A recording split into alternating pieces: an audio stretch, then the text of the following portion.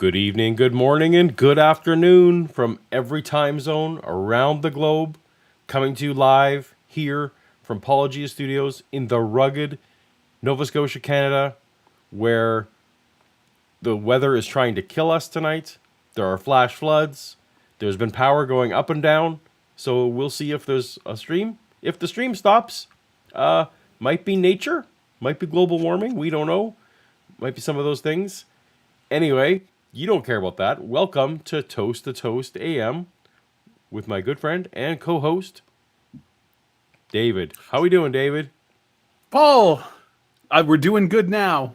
We're doing good now, friend. All Do you know right. why, Paul?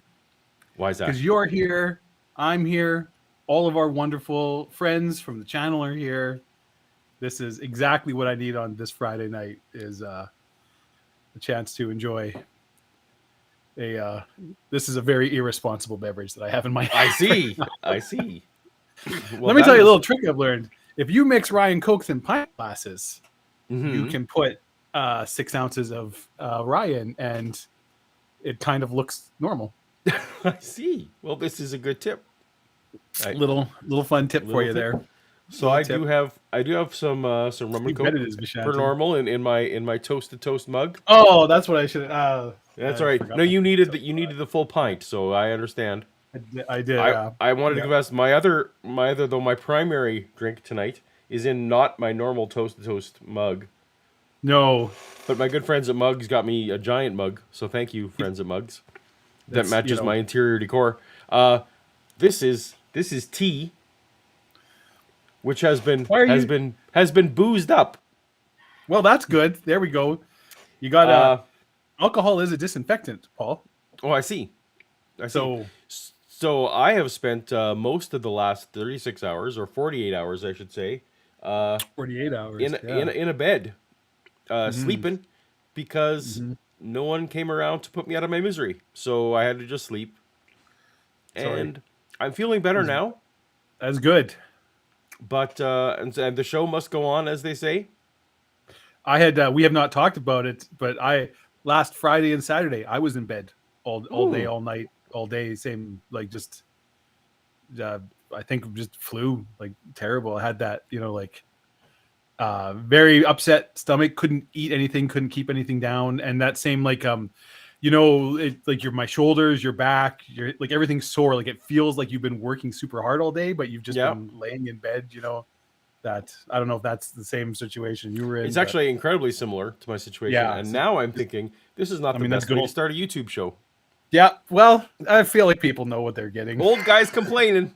Old guys complaining about their health. Yeah. Let me tell you about the dew point, Paul, and weather. This is I tell you. Woo. Also, Tony Bennett died. Did you hear that? No, I didn't hear that. I can't remember, today or yesterday he passed away. I haven't been on the social medias, but that is sad. Yeah, 93. Yeah, the Alzheimer's. I didn't know that. That makes me very sad. That's a terrible disease. What a great way to start our show. On this high note, we're welcome back to Toast. We haven't been here for about a month, so we're excited, as Dave said, to see all of you. We are. Tonight we are going to do part 2 of the Kent Hovind interview number 1. Yes. So, for those of you who may recall, last time we had a show, we started with Kent Hovind's interview of Art Bell on, I believe, January of 1996, I believe was the date. I will check that during the break. Something in 96. I don't remember the date because it's been, like I said, too much time. Yeah. I'll find out. I think you might be right. Anyway, one of those pre-incarceration, as it were. I'll give the same disclaimer as last time. We're not here to talk about Kent Hovind in his last decade of life because problematic. We're not here. I think it's fair to say, you can agree or disagree, we aren't here to discuss the actions of the man Kent Hovind. We're here to talk about the arguments he is presenting on Art Bell and weigh them on the merits. Is that what we're looking to do tonight? That's correct. And also and witness and enjoy the delightful way in which Art Bell handles one of the well-known characters in my communities, at least in the communities of people in my channel. And when we Yes. discovered that there was this world colliding, as it were, we thought, hey, Let's get in on that. we should Let's get cash in in on on that. that. That's right. Yeah. Speaking of cashing in, Yes. so Yeah. we do appreciate everyone's super chats. We will interrupt whatever we're doing, pretty much, Yes. to read super chats, because we like to interact with you in that way, and we also like to have the lights on, so that helps. Yep. But the other way we I keep mean, the lights we've on, missed a couple weeks here. We got I know, right? We got to play a little bit of catch up. The bills keep coming in whether we have a show or not. So Yep. so we encourage the super chats. Thank you so much. And but also we often have a sponsor, and I haven't checked in with you because we're running a little late. Dave, is there a Yes. sponsor tonight? Oh, absolutely, Paul. There is a sponsor, and not only is there a sponsor, we've got a pretty special sponsor lined up tonight. Paul, how long have we been doing Toast to Toast now? It's getting close to a year, I think, right? I think 10 months, something like that. Sure, let's say that. It's about that. I think we're coming up. You can see the year anniversary from here. I have been in talks with tonight's sponsor since almost the beginning of this show. It's a product that I have been a really big believer in for decades. And when I was made the vice president of corporate relationships for Toast to Toast, they were the very first people I reached out to. But it has been a little tough to get a deal finalized, for different reasons. Different things happen. And just, sometimes it takes time. But you know what? It was worth it, Paul. You, Paul, know better than anyone how much I love the good work of our newest sponsor, Procrastination. Paul, here's the amazing thing about procrastination. It truly is the great equalizer. It makes no difference what race, religion, sexuality, or income bracket you fall into. Procrastination doesn't care who you voted for in the last election or what rules there are in your homemakers association. Procrastination only cares about one thing. What do you feel like doing right now? For all recorded history, procrastination has had a terrible reputation. From Aesop's fables to the Analects of Confucius, the powerful lobbyists in the pocket of work and responsibility have spun a particular worldview for the masses, Paul. They like to tell stories about grasshoppers and ants and tell you that their way is the only way to live your life. Well, we're here to raise awareness, and procrastination is trying to challenge this dogma and help dispel the utter nonsense espoused by these lunatics. Now, we will admit, it's true that achieving anything really great or truly satisfying is probably going to take hard work. If you lack, for example, my stunning good looks and overwhelming charisma, success is not going to just be handed to you. But here is the thing, Paul. There is actually an incredibly good chance that you can put in all that work into achieving the outcome you desire, only to completely fail. You heard right. That's the fine print hard work doesn't want you to read. Using their inferior product neither guarantees success nor any return on investment at all. What's more, it's probably not even going to be fun while you're doing it. Procrastination absolutely, positively guarantees an immediate increase in the enjoyment of your life every time you make use of their wonderful product. In fact, if you do not see an immediate increase in naps taken while procrastinating, they will give you double your money back just as soon as they get around to filling out that RMA paperwork. So, Paul, the choice is obvious. When you're looking for instant gratification, there's no better choice than procrastination. And what's more, Procrastination has a very exciting offer for viewers of this channel. Just use the promo code Toast to Toast when using the copy just kind of stops there. Anyways, All right. I'm sure it's an amazing offer. All I'll add is that you should always remember hard work might pay off in the future, but laziness always pays off now. Procrastination. Wow. Well, Yep. that is possibly the greatest sponsor we've ever had. I don't know what. I mean, you know, I worry a little bit about the net receivables, perhaps. I'm sure eventually it'll all work out. But wow, here's a product. And Dave, I know how you like to only have sponsors on the show where you endorse the product. Yes, I believe we have a moral obligation to not advertise a product that I would not be comfortable using myself. So I'm take Dave also must support the procrastination. So cheers. I mean, real talk time, Paul. Oh You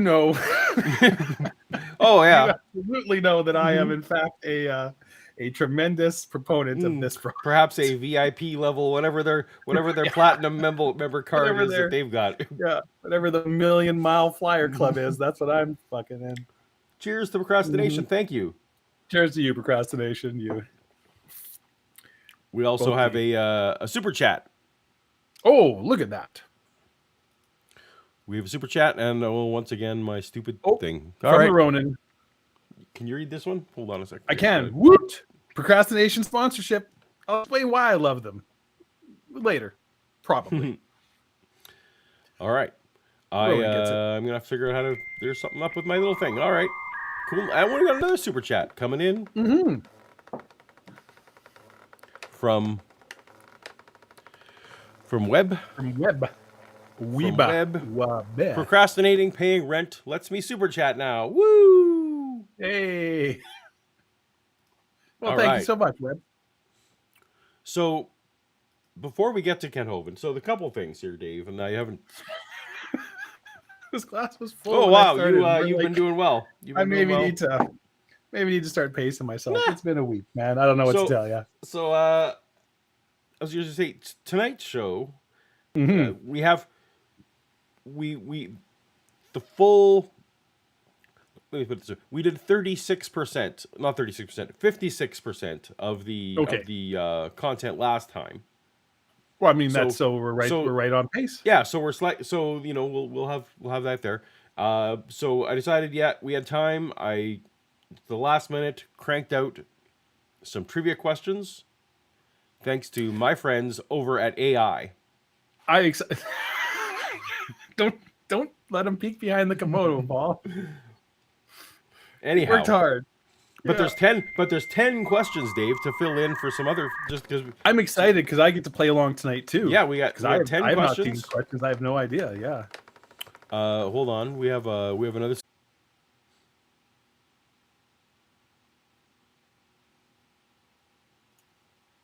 Uh-oh.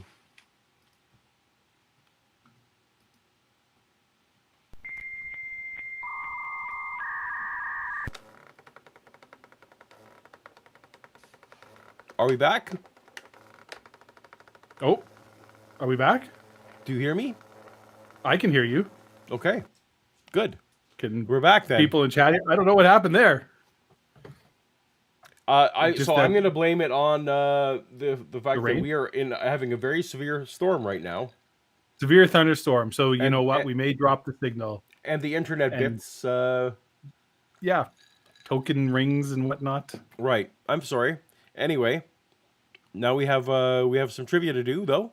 I forget what you were saying. Well, we got Sue super chats. We still haven't read. Sue super chats, Dave. You definitely super chats. You need to super chats. Keep going on whatever it is you're drinking. All right. So we got from Fern Love Bond. Love Bond. Thank you for your awesome content. Oh, thank you, Fern. Thank you for the awesome compliment. And I think the only other one is we already covered that one. We had the one from Webb. Oh, we have one from Roger. Roger there, longtime fan of the show, a good friend. Appreciate you, Roger, for $10. Yeah. Wow, thank you for the generosity. Is it okay to sign up for procrastination tomorrow or Thursday? Absolutely. Next Tuesday will probably be fine. Is there an expiry on that code? I mean, maybe. We'll see. It's probably whenever they get around to turning it off. Yeah. I mean, honestly, probably Christmas is too late, so you're going to want to get it in before then. Yeah. But But we got this thing next weekend, and Procrastination has to wash their hair next week, so that's not going to work. So maybe Labor Day in there somewhere, Arbor Day, something like that. Something like that. Okay. Mm-hmm.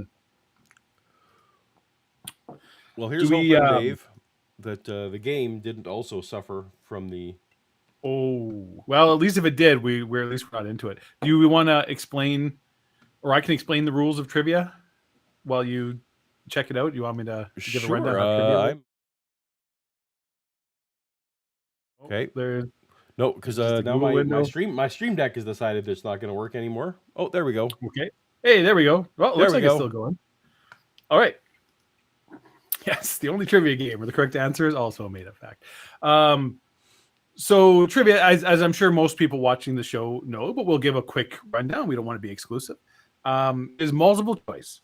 So there will be a question followed by 4 answers numbered 1, 2, 3, 4. And to answer the question, all you have to do is type in the number of the answer you want. So just single digit number, just a 1, a 2, a 3, or a 4. Enter it into chat. Paul's fancy computational script magic analytic machine will AI up the answers and keep track. And at the end of the night, we will have a genuine bona fide winner. Paul, what do they win? They will win. They win a toast-to-toast tumbler. a toast-to-toast tumbler sent directly to your house at no charge whatsoever. Free, that's gratis. Paul, that's an offer you can take to the bank. That's You right. can join the Toast-to-Toast Tumbler Club, which I'm in, though I don't have it with me. And several other very prestigious, very attractive individuals are also in this club. And the tiebreaker. So there's how many questions are there, Paul? There's 10. So we 10 have questions. we have Lots a of lot to questions. go through. Yep. The tiebreaker, should it come to it, is the time. So you kind of want to not take forever, but it's better to be slow and answer correctly than quick and wrong. And that's it. That's right, Vishanti. Vishanti's, yeah, one of the original members of the Toasted Toast Club, the Cool Tumbler Club. That's right. All right. So, and all the questions tonight will start with the phrase "according to Kent Hovind." According to Kent Hovind, yep. So, if you're aware of his This is lessons, check out this new. I think you would like this shirt quite a bit, Paul. I'm a big fan. Do you? The human duplicators. yes, that's the Yeah. Mystery Science Theater. Yeah. I actually have a couple of these shirts that are different episodes. It's like movie posters made of episodes, nice. and they all feature Tom Crow and Servo in some way. Yeah. All right, let's get the trivia on. We got much to do. We got a whole lot to do. So much. Oh, but first we got a. No, we got a we're super doing. chat. First, got the. We're gonna do question. trivia. Trivia time now. We're on it. We're on a going. We're on the train's moving now. Okay.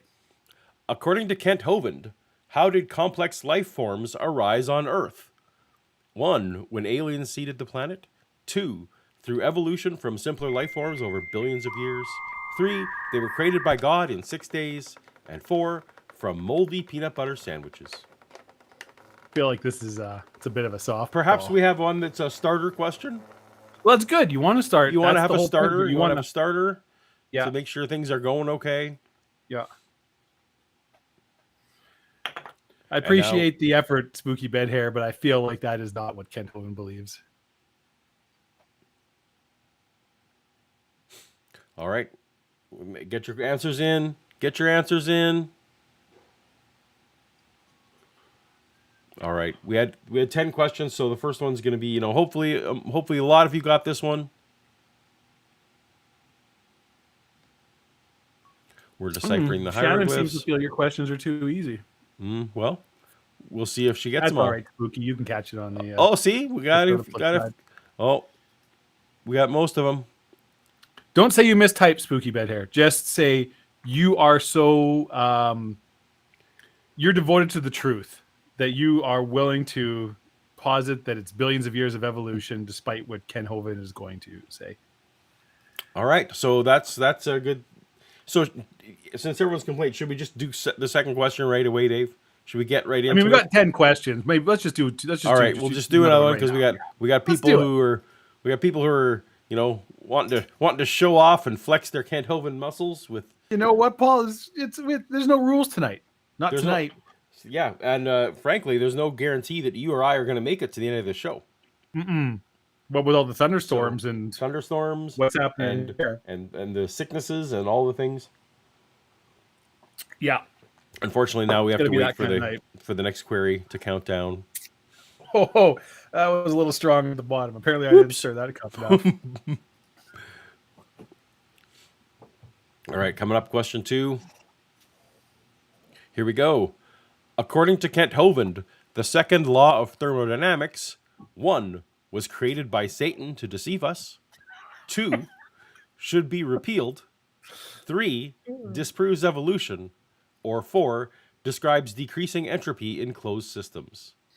According to Kent Hovind. Now, according to Kent Hovind, Yeah. which, Do I want to which write of these? the answer that I think would be funny, or do I want to? You ever played Balderdash, Paul? I have.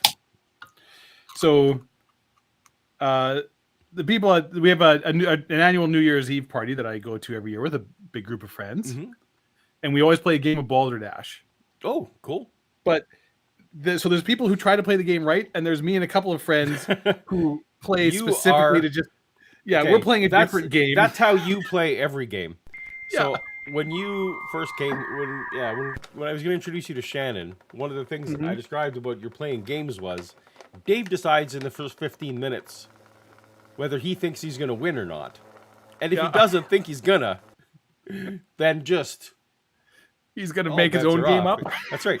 Oh my, apparently it was pretty. This is a pretty easy one so far. We got a lot of people got the disproves evolution.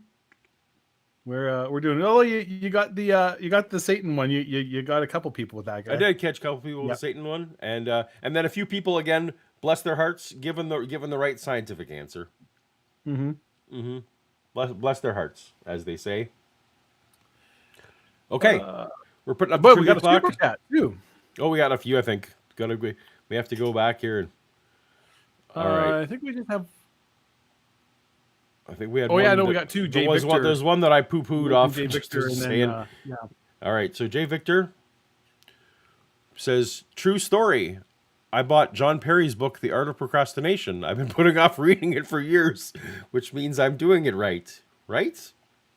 I think John Perry's got nothing to teach you. The secret about that book, I don't know if Dave. All the pages are blank. Yes. I don't. I actually want to buy a copy of it someday, just because I think that's a fantastic joke. Yeah. And then let me find the other. Here we go. From Fred Harvey. Go ahead. Procrastination, is that in Europe or in the Middle East? I'm no good at geometry. Sorry, I'm a little late getting this in. Well, we still appreciate it. I appreciate a good pun. Also, when it comes to puns about procrastination, there is no deadline. No, exactly. Okay, so here's my proposal for the show, Dave. I propose that, because I don't want to have to go into a big deal about who Kent is on my own words or whatever, I propose that we play the first 90 seconds or so. Even though it'll be a repeat from people from last week, it'll be Art introducing what he understands. It's Art's introduction of who he thinks Kent Hovind is. Yes. I think that'll be helpful for everyone. For people who don't know, Art Bell is not a religious person, does not have a religious background, was not particularly interested in religion in any meaningful way. So he has no clue who Kent Hovind is, no idea that this is a significant debate amongst large percentage of the population. He's just walking into this. He's just average guy on the street coming in, and is not and maybe prepared to deal with the insanity that is being thrown at him. And if I remember from the first one, he kept trying to bring aliens into it because that's what he's interested in. And Kent didn't really have any good answers. Yeah, aliens and cloning. He spent a lot of time on aliens and clones. Cloning, yeah. And professional science teacher, Kent Hovind. Anyway, let's hear Art introduce Kent Hovind. Yes. Informative seminars cause even the most devout evolutionists to sit up and take notice. As a 15-year veteran high school science teacher, what a background. His love for science sparked his interest in creation versus evolution. He saw the tremendous need for exposing evolution as a dangerous religious worldview and for arming Christians with scientific evidence that there are no contradictions between true science and the Bible. In response to these needs, shortly after finishing his PhD in education, he began the full-time Ministry of Creation Science Evangelism. Creation Science Evangelism. For the past 8 years, he has offered $10,000 to anybody with real scientific evidence of evolution. So, here's a quick 10 grand for somebody out there. Since its beginning in 1989, his ministry continues to grow as Dr. Hovind speaks over 700 times. Yes. So this is Art thinking that this is a rational person doing rational That's things. right. Well, someone's going to easily make $10,000 because there's a lot of good scientific evidence for evolution. I see. No, because reasons. Yeah, Because we have defined evidence very differently. fair point, Scott Duke. It's something that I've never thought of Art Bell as a typical average guy. You're correct, but in the case of specifically religion, Art Bell very much is man on the street in that he has no strong opinions one way or the other, like of anything. Art Bell was not an atheist. Art Bell was not an adherent of any particular religion. Would probably adhere more to the Western Christian view, but it was a thing he just didn't care about. He was just whatever. Yeah. He only perked up if you talk about pyramids. Then he was all excited. Yeah, pyramids or aliens. That's then he's all on board. Yeah. 700 times every year in public and private schools, churches, universities, debates on radio and TV, and so forth. So he lives in Pensacola, Florida, with his first and only wife, and their 3 children, ages 18, 19, and 20. No, not a single word of any of that sentence is true any longer. No, it was true in 1996. And actually, frankly, the ages of the children is the closest to correct in the current day. But yeah. Oh, those were a busy 3 years of creation for Dr. Hovind. Doctor, welcome to the program. Well, thank you, sir. It's good to be here. I understand you are... All right. So that was our intro. Yeah. I'm gonna move it forward, and we're gonna go a minute or two. For those who didn't watch the first overlap. episode, Yes. people might not really be aware of this, but I'm not so much informed on the many topics that Paul holds near and dear, and this channel is based around. So I was not I knew who Kent Hovind was because Paul's my good friend, and I watched some of his content and go. So, I was aware of this, his stance and, I'd watched the video you did because I knew it was an emotionally taxing video, basically the most recent. So I watched that video and thought it was extremely good and well done. So I was aware of who Kent Hovind was. Paul sent me a link to one of his seminars of him just like actually espousing and it made me angry. It made me so angry. Paul was shocked at how he's like, I'm going to have to be the person holding down because I just wanted to excoriate this man. I wanted to go up one side and down the other. And it was just the most stupid, bullshit, facetious arguments. And it's like, I know people in real life who argue like this, and it makes me so angry. And just all the oratory tricks he was pulling and different things. I'm just like, sure. I'm like, any true debater would just destroy this man, except he's just going to shut, like in the court of public opinion, he would just, he's every, it made me so angry. Anyways, here we go. Moving on. I feel like that might have poisoned the well a bit, Dave. I don't know. Now maybe my audience isn't going to give Kent Hovind a fair shake. I guess. Yeah, that's on me. Sorry, I'm a terrible moderator. I'm making my biases clear in this. Yeah. All right. So shall we dive right in and see where we left off? Let's dive right in. Let's get in. Right. Let's get some Kent Hovind going here. We find that limestone containing many zillions of fossils. I have a huge fossil collection here. Oh, yes. How do you tell the difference between 100-year-old Jurassic limestone and 600-year-old Cambrian limestone? I feel like that would be a good joke. There should be a joke there. Do boom. Some kind of pun. Someone in the chat, give us a good joke. Yeah. I'm not a geologist, but I'm related to a bunch of them, and I'm pretty sure one of them could tell me the answer to that question. Yeah. See, limestone is found in each of the so-called geologic eras, be it Cenozoic, Mesozoic, etc. The real problem is the whole geologic column, made up primarily by Charles Lyell, building on the work of Steno and Stratus Smith and some other guys, Cuvier. But Lyell's the culprit, really, in Scotland, the lawyer there. In 1830, he published his books, Principles of Geology, Volume 1, 2, and 3. I've got them, let's see, right here in my hand. It's radio. It's radio, Kent. We don't need to see. We don't need to pull them off your shelf.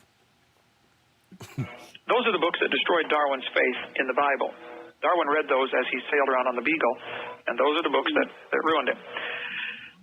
He invented this geologic column. He said each of these layers of Earth that we see are different age. You've got them all over out there in Nevada, you know. Oh, yes. Yeah. That's the premise, and that's the false premise. Those layers are not different ages. Maybe by a few weeks different. But the Bible teaches that there was a worldwide flood, of course, which would have made thousands and thousands of feet of sedimentary rock, layered. Why? Why would it have made thousands of feet of sedimentary rock? You can just say that. Yeah. Just the nice thing about the flood, it's a very excellent post hoc. It makes for a good post hoc reason. Well, water would definitely could have done that. Mm-hmm. You've never seen as much water as the flood would take, so the waters of the deep, Paul. The shenanigans they get up to with those waters of the deep. Craters on Mercury. That's the fucking waters of the deep. Watch out. So they said, well, the Thames River and some other rivers in England produce a certain amount of sediment per year. Let's say you get 2 inches per year of sediment. Therefore, let's measure this canyon, and it is, 5,000 feet deep. Oh, this must have taken, so many years to make. Not how that works. What? Not how that. It's not how that was done at all. Yeah, I'm not even.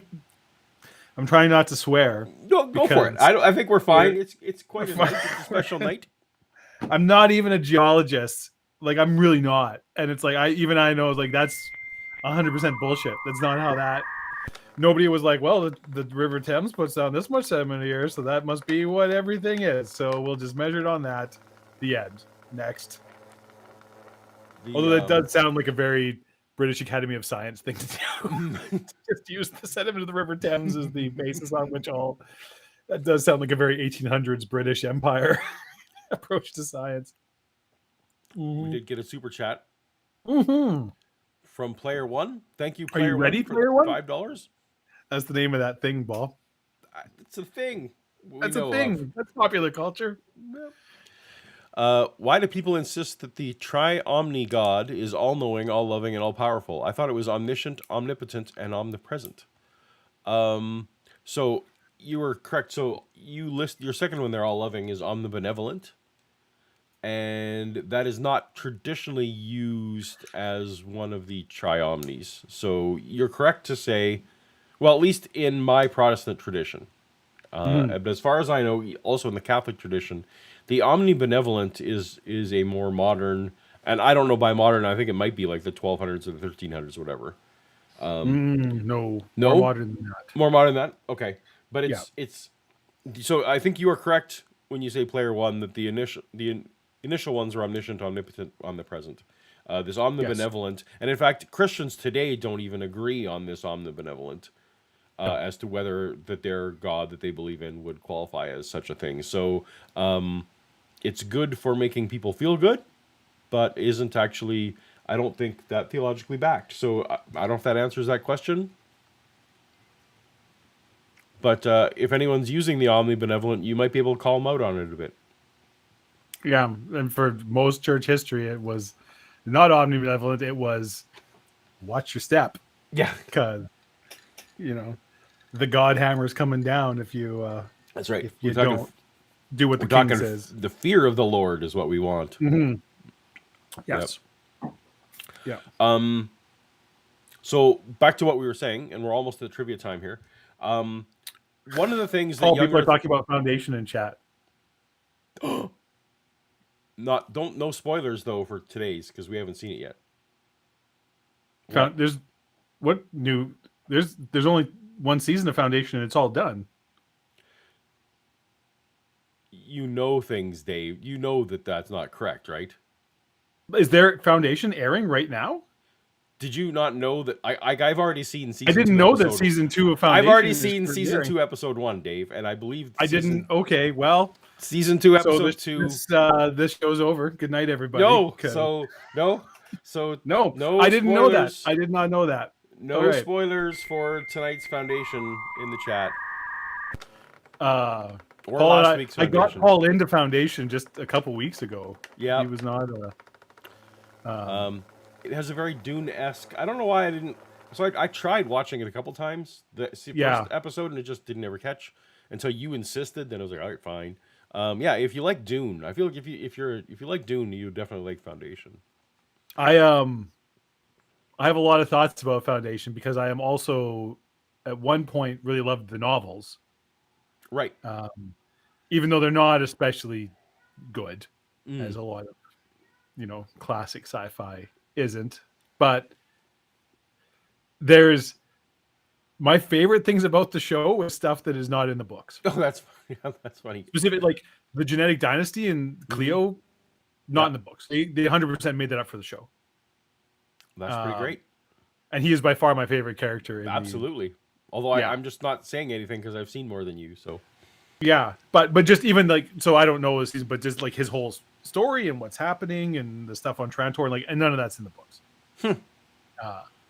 And we could, well, now no one cares about our show, Dave. So we Jay Victor replies, "What? Christians disagree on basic theological issues?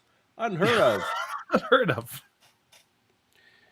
It is unheard of. I feel like it's pretty much just time for trivia because It's probably time for trivia. Yeah.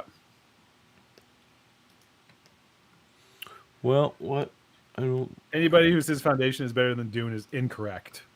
That's just category. I'm sorry, William. Your opinion is valid and you're a great person, but you're absolutely wrong. When we should have been talking about this was when I needed to kill 17 seconds worth of time on the trivia game. But oh well. There's some For All Mankind fans in the chat there too. Oh, Paul. also that's an excellent. Have you seen that? Oh, It's yeah. a really good show. Yeah. I haven't seen the. I've only seen the first 2 seasons, Oh, so I haven't seen it's the. still Mars. good as it goes in. Yeah. According to Kent Hovind, insects were bigger before the flood because 1, they did more push-ups. 2, they ate their spinach. 3, increased air pressure allowed more oxygen absorption. And 4, gravity was weaker back then.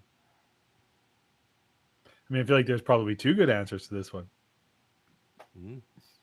I am what I am.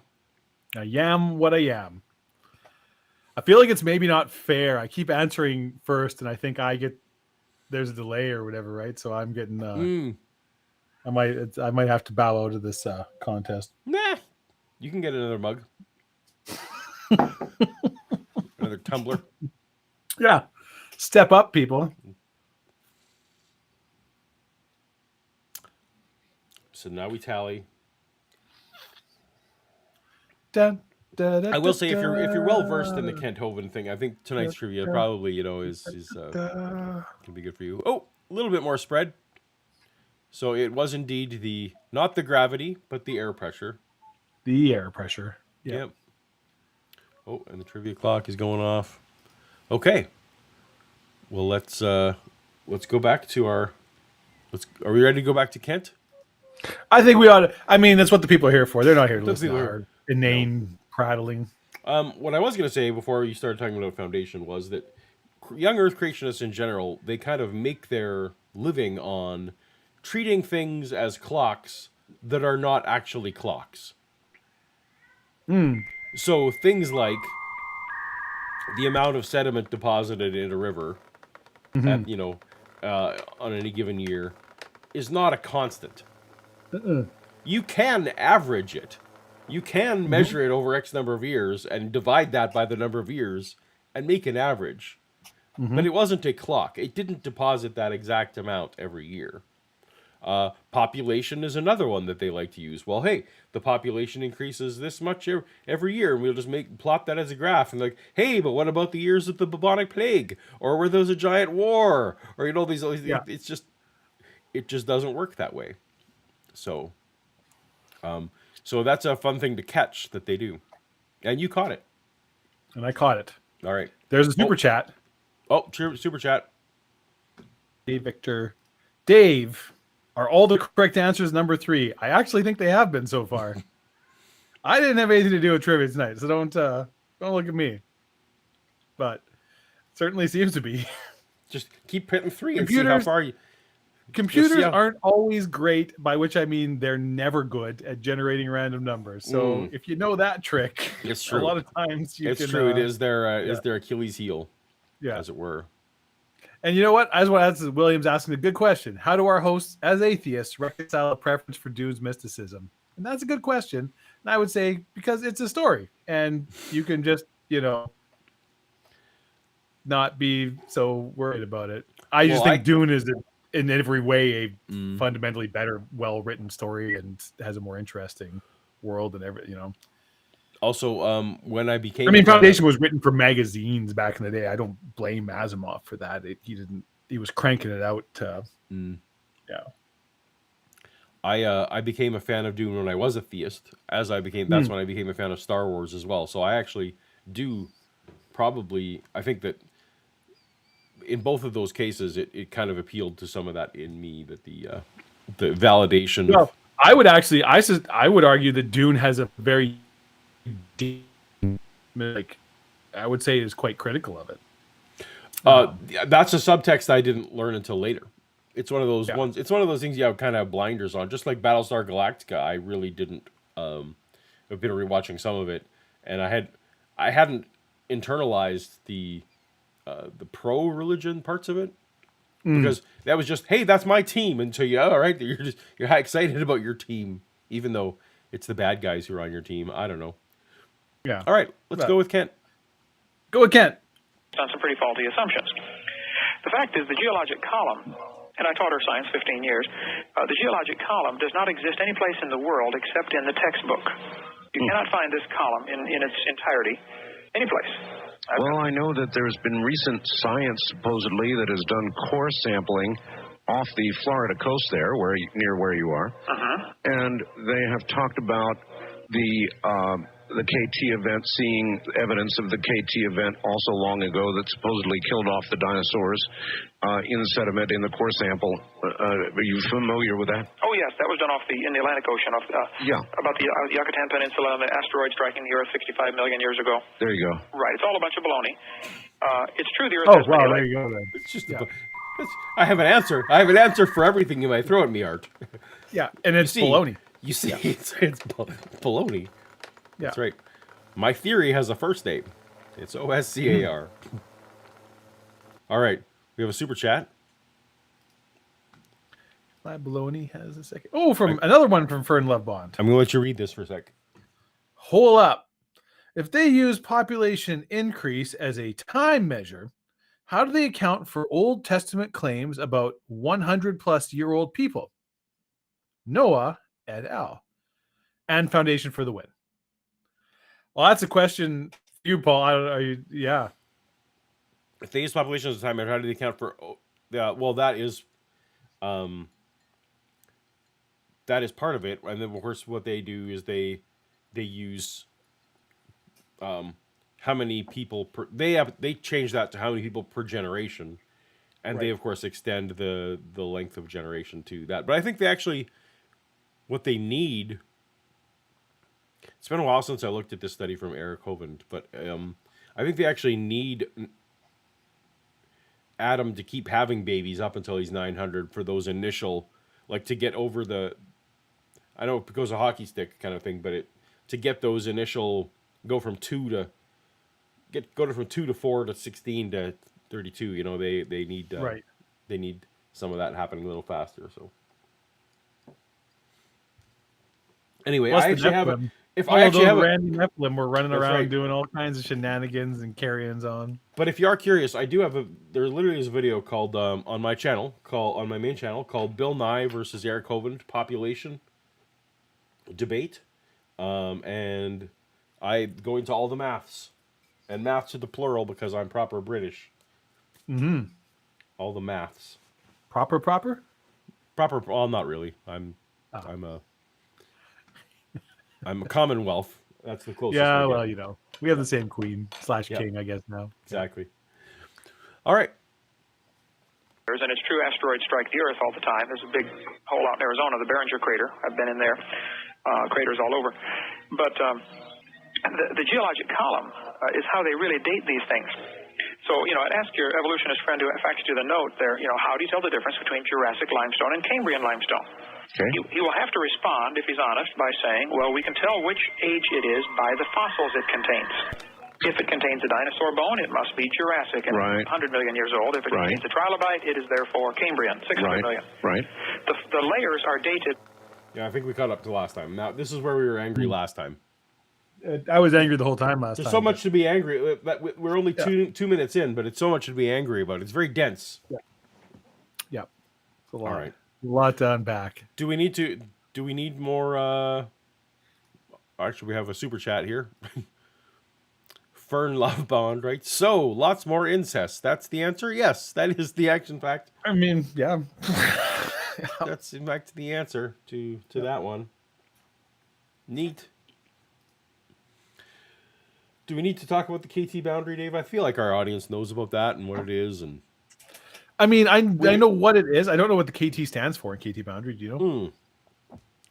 it's I know that it's two certain chemicals, but in German. Hold on. I assume potassium. KT boundary. So Cadmium something. So it is. Oh no, I was wrong. It's the Cretaceous Tertiary periods. Okay, KT. Oh, okay. But Cretaceous in the Yeah, German, in German, Cretaceous. so it's Cretaceous with a K. Yeah. But where Kent complains that the geologic column doesn't exist in one place everywhere in the world, like that would be the test for that. Right. Because only Kent's theory suggests that these layers would be contiguous across the globe. Right? Yes. That's not, these other theories, continents break lines, all that kind of thing. Anyway, the KT boundary does exist around the globe, and what that is a little thin layer that contains certain radioactive particles, as I understand, and that can be found around the globe because that is where the Yucatan Peninsula crater spew forth enough enough of something that it did actually. That was the one world event that we know of that was large enough to actually leave a marker in every point of geological strata around the world. So anyway, so the KT boundary it kind of disproves a lot of his point, but that doesn't matter to Kent. No, well, but I mean that's baloney. That's right. We forgot it was baloney. That's right. You can pull statistics to prove anything, Paul. 82% of people know that. By the fossils they contain. Now, those fossils are arranged in order based upon the assumption that evolution is true. That was all done. Nothing in geology cares about biology. Yeah. Even a little bit. No. 2,000 years ago with Aristotle and these guys with their great chain of being, Darwin kind of copied that and said, well, let's arrange things in order, and we go from, man at the top down to simple life forms at the bottom. It's no different than what Aristotle and these guys said, 2,500 years ago. Very different. So really, they arranged things in order that they thought they would have evolved in. They picked a time for how long it would take to change from a fish to an amphibian to a reptile to a man. Pick the time. This motherfucker, Paul. Like,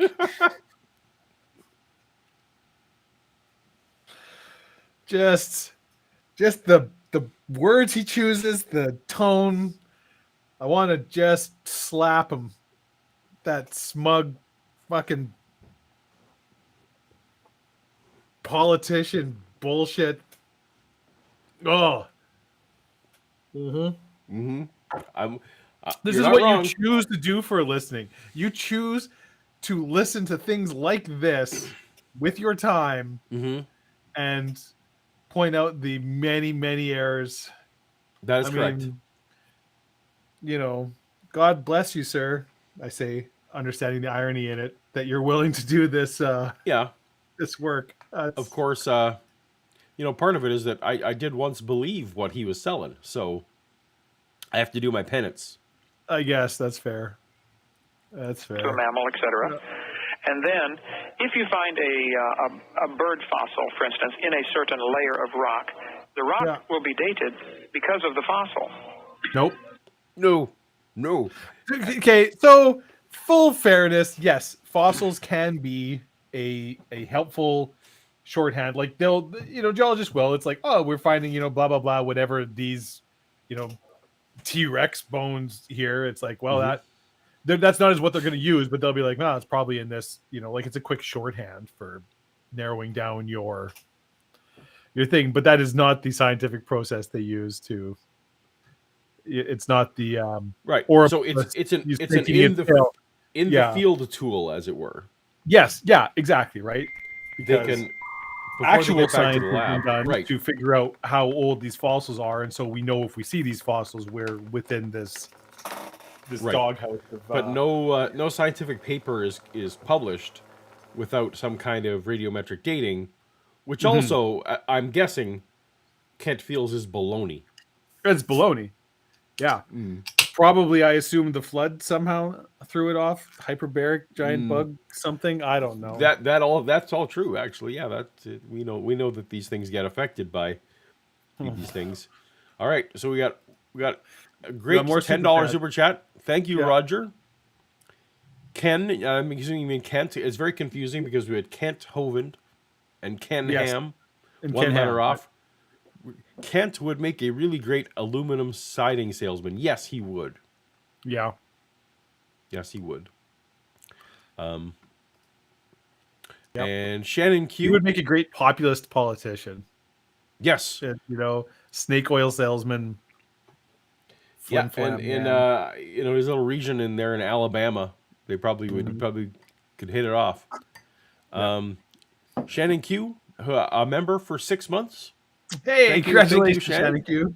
We're glad to have you in the channel. Writes, oh, bud, Kent isn't even the worst one he watches. It's true. That's, everyone's got to make a living somehow, Dave. Better you than me. Yeah. Yep. If the women... if the women can't find you handsome, they gotta find you handy. But I don't know how that applies. If the women can't find you handsome, they should at least find you handy. Yep. Layers of rock are dated by the types of fossils they contain. And then they turn right around and date the fossils by which layer they're found in. Nope. It's called circular reasoning. Circular reasoning. I see. It is not. Again, it wouldn't... This isn't a snake eating its tail. That's not how this works. That's not how any of this works. But you can just say it, and Art doesn't know better, so whatever. You're just gonna let him get away with it. You smarmy. I'm glad you went to jail. Hope you had a good time in the shower, you son of a bitch. NP for $5 writes, I can never tell if Kent believes his own BS. That is a good question. Yeah, the little bit I've listened to, I have to believe he doesn't 100%.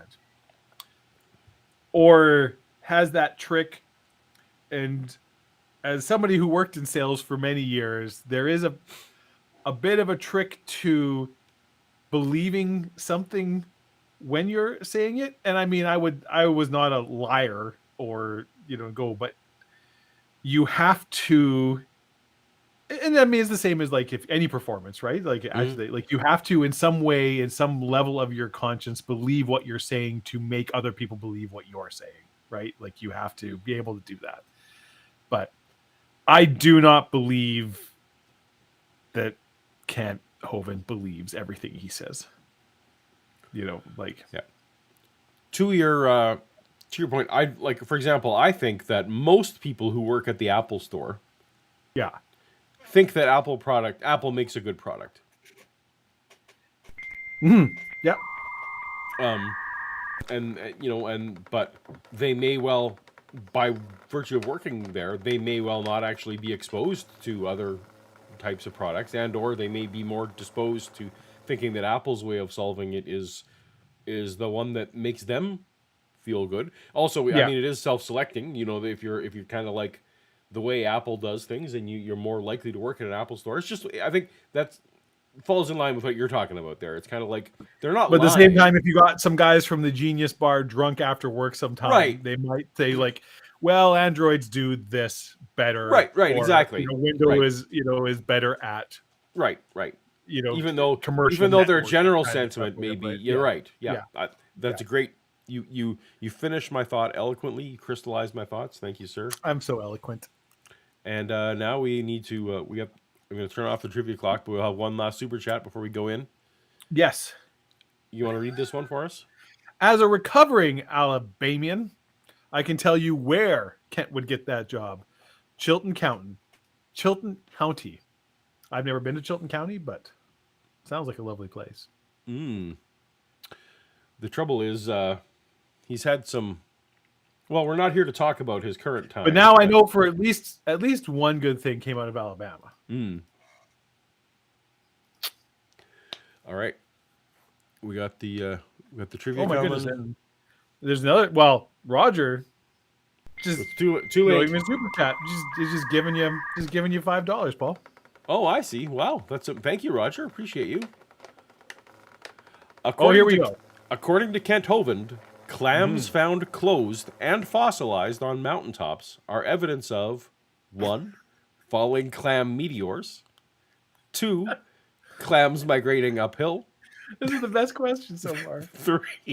3. Ancient clam chopper civilizations, or 4. A worldwide flood. I'm gonna start answering the answers I want.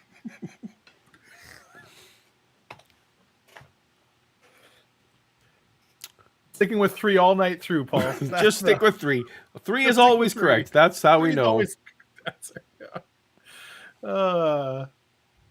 It's raining clams. Hallelujah. It's raining clams. All right, so now we're doing That waters of the deep. I'll tell you what. Blowing clams everywhere.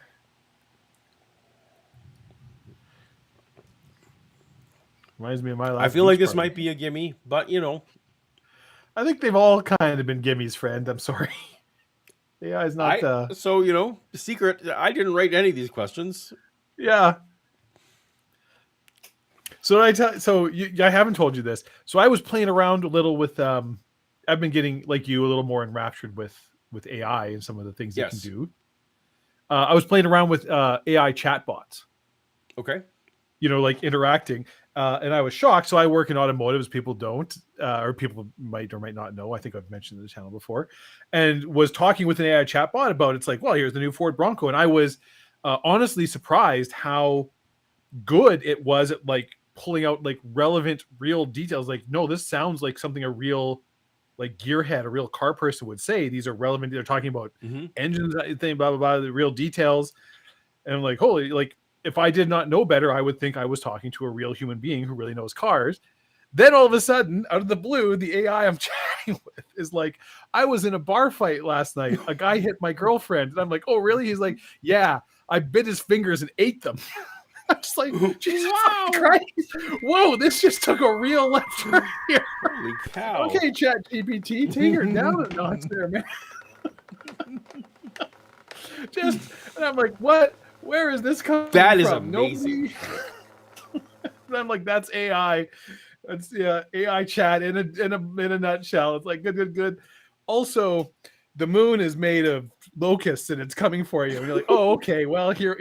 This is AI. I see. I see where we're going. There was another one I had where I was talking because you set up the situation, right, and then the AI will deal with it. Yep. And mine was like, I meet a magic talking bear in the woods. And so you meet this bear, and you're like, "Oh, hello, bear. My name's David." And the bear's talking. The bear's like, "Would you like to go to my favorite restaurant?" I'm like, "Sure." It's like, "It's Bear Oh Bear. It's an Irish bear pub. We're bears." I'm like, "There we go. You've glommed onto the one fact, AI, and this is clearly a bear." So where does the bear go? Goes the Bear Oh Bear, the bear pub on Bear Street in the Bear District. Anyways. My son has started using that for fleshing out his DM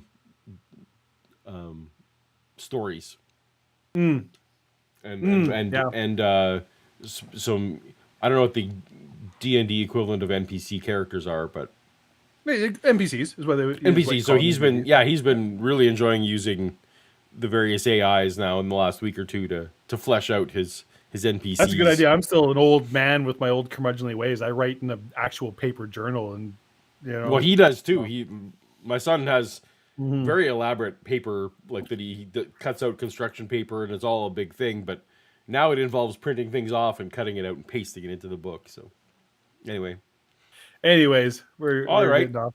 We're off track now. The bar fight, and I bit off his fingers and ate him. That was my. It was just.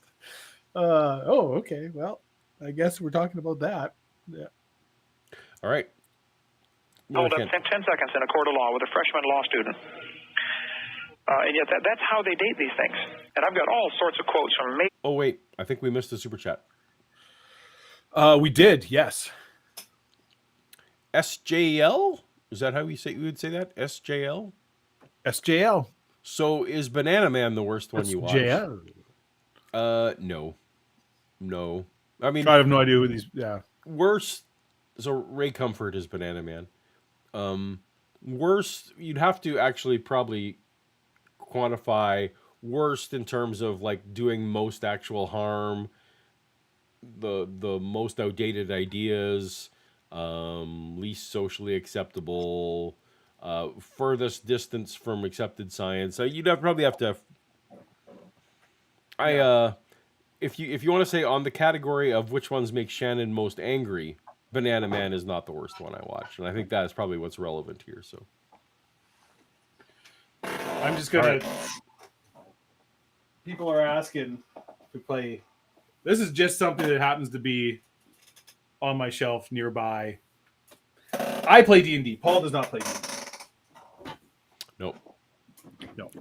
But my one of my children does, and so yes. So between Dave and my son, then I have a passing interest at least. So shall we say? Your brand name evolutionists who are admitting it. Hey, look, this is definitely based on circular reasoning. Okay, I understand. Here's another one for you. Hi, Art. I beg to differ with your guest. He said there was no proof that there were any other planets around any other stars. I thought the Hubble telescope had just discovered several planets around other stars. What does your guest have to say about this? Okay. We complained about that last week. Because we can confirm Kent actually said no one can prove there are any planets. Yeah. And then I think we like Googled it because we were like, when were the first? Because we remember well, this is 1996. I don't remember when the first actual exoplanets were discovered. Like, the like actual observable evidence of them. We have a super chat, Paul. Yeah, this one's for you to read. J. Victor, how do you date fossils? First, you should ask if they're single. I mean, it's only polite.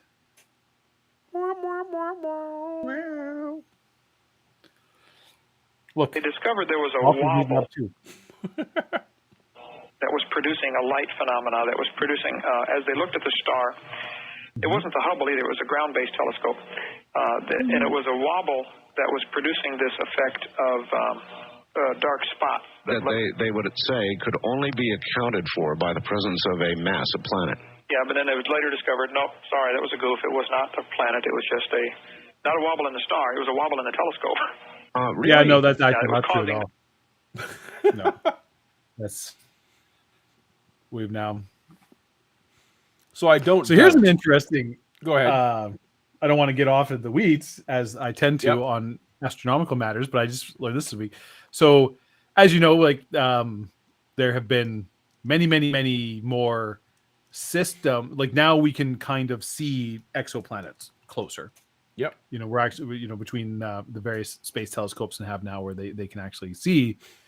And it is becoming increasingly clear that basically our solar system's setup is incredibly rare, incredibly rare, with a single star and kind of like terrestrial inner planets and gas giants on the outside. And it's like, I might be wrong about this, but like as far as I know, out of the thousands of planets that I've seen with system, there's no other systems have the same kind of setup and that's the vast majority of star systems have 2 or 3 or more stars. There's very few star systems that have even one star, and the ones that do don't tend to have. There'll be like gas giants inside, outside, different things. So we might be in a very, very, very unique solar system. Doesn't mean anything. No real fun to it. Just kind of a little astronomical fact thrown out there. So look, Dave, I was correct. So what I was going to say, 1992. There we go. so no, but what I was going to say was Kent is often, he's he's usually a kernel of truth to whatever baloney he's giving. And you look at this. So he's correct. In 1917, the first evidence of an exoplanet was noted, but was later not recognized as such. I bet that lines up with whatever story he was just telling. Yeah. That in 1917, it turns out just the satellite was shaken, or the ground or whatever. The ground was shaken or whatever, right? But in 1992 we have harder evidence, and then the one thing here, different planet initially detected in 1988, which would have been pre-interview, because it was 98, as you said. I did look it up; it was 98, but was confirmed in 2003, so that'd be after the interview. But I bet Kent's story was about this 1917 discovery, because that's the way he does things. That's He takes the thing true to form. Infuriating me. Yep. And as we as we talked about last week, one of the things that creationists like to do, of course, is to relabel a certain phenomenon with their own label when they talk about it, so that when you Google whatever phrase that they're using, it just comes up with creationist material versus, the scientists call it Y instead of X, and so all the science papers will be about Y, and only creation papers about X. It's infuriating. But we have some more super chats. Apparently, we do have some more super chats. We have Joe Hill and various gifted. Yes, we've got some generous member giving. Yeah, going Too on. Young to Feel This Old gifted 5 memberships. Very appreciated. That's why we're seeing all the various people becoming members. Yes. But go ahead. Our good friend Joe Hill, who's been a member for 9 months, Paul, almost as long. It was 10 months, by the way. I actually knew the answer. Oh, is it okay? All right, 10 months. We're at, I think 10 months right now. Yeah. All right. We'll have to think about what we want to do for our 1 year anniversary. Ooh, should have a cake. Maybe take our first video off of YouTube. Who knows? Anyways, Joe Hill. All right. I had a feeling you guys would be on tonight. Well, I'm glad you did, Joe. Good to see you, and all hail whole. It is good to see you, Joe.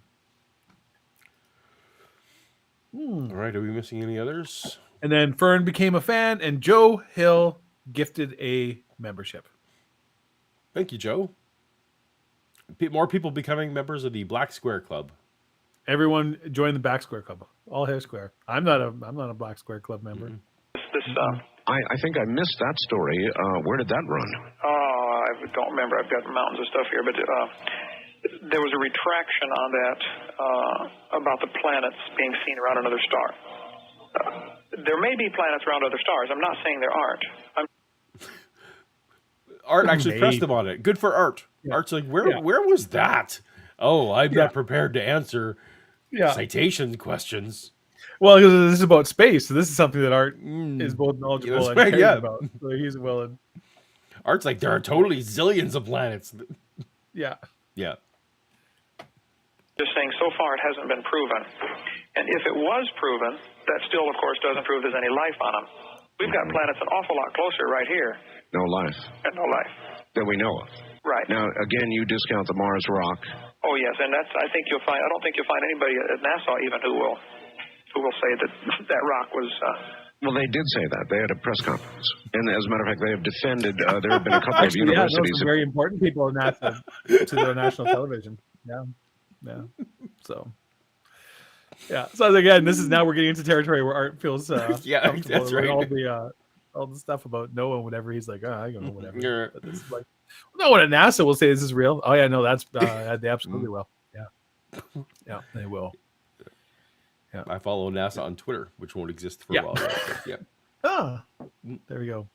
Take big shots at them, and they stand. You're telling me you're one of those suckers who believes in space, Paul? You're fucking cheap. Their original press conference disclosure that it is life. You better call them back because all the press releases and things I've seen are saying... Change their mind, huh? Well, the wiggly line they saw in this rock that they thought might be evidence of a bacteria, reproducing or something, Yes. is also the same exact wiggly line you get from a chemical reaction. I forget which chemicals it is, but two chemicals react and it produces this phenomenon. And so, no, it was not evidence of life on Mars. They may have, some people... I think this is going to get into a fist fight. Yeah. Just, with some chemicals, I don't know what ones. Anyways, that's probably the thing. This whole thing's BS. So, Explains it all. This thing, Art, that you hoped all your pinned all your hopes to. Your nonsense. It's bunkum.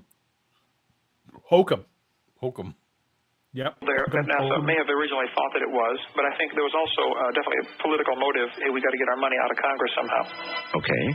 I've got a couple of questions. One is about dinosaurs. Doctor, did dinosaurs... when I was a child, my mom... They went to break there. You heard that cut. That's where I make the cuts.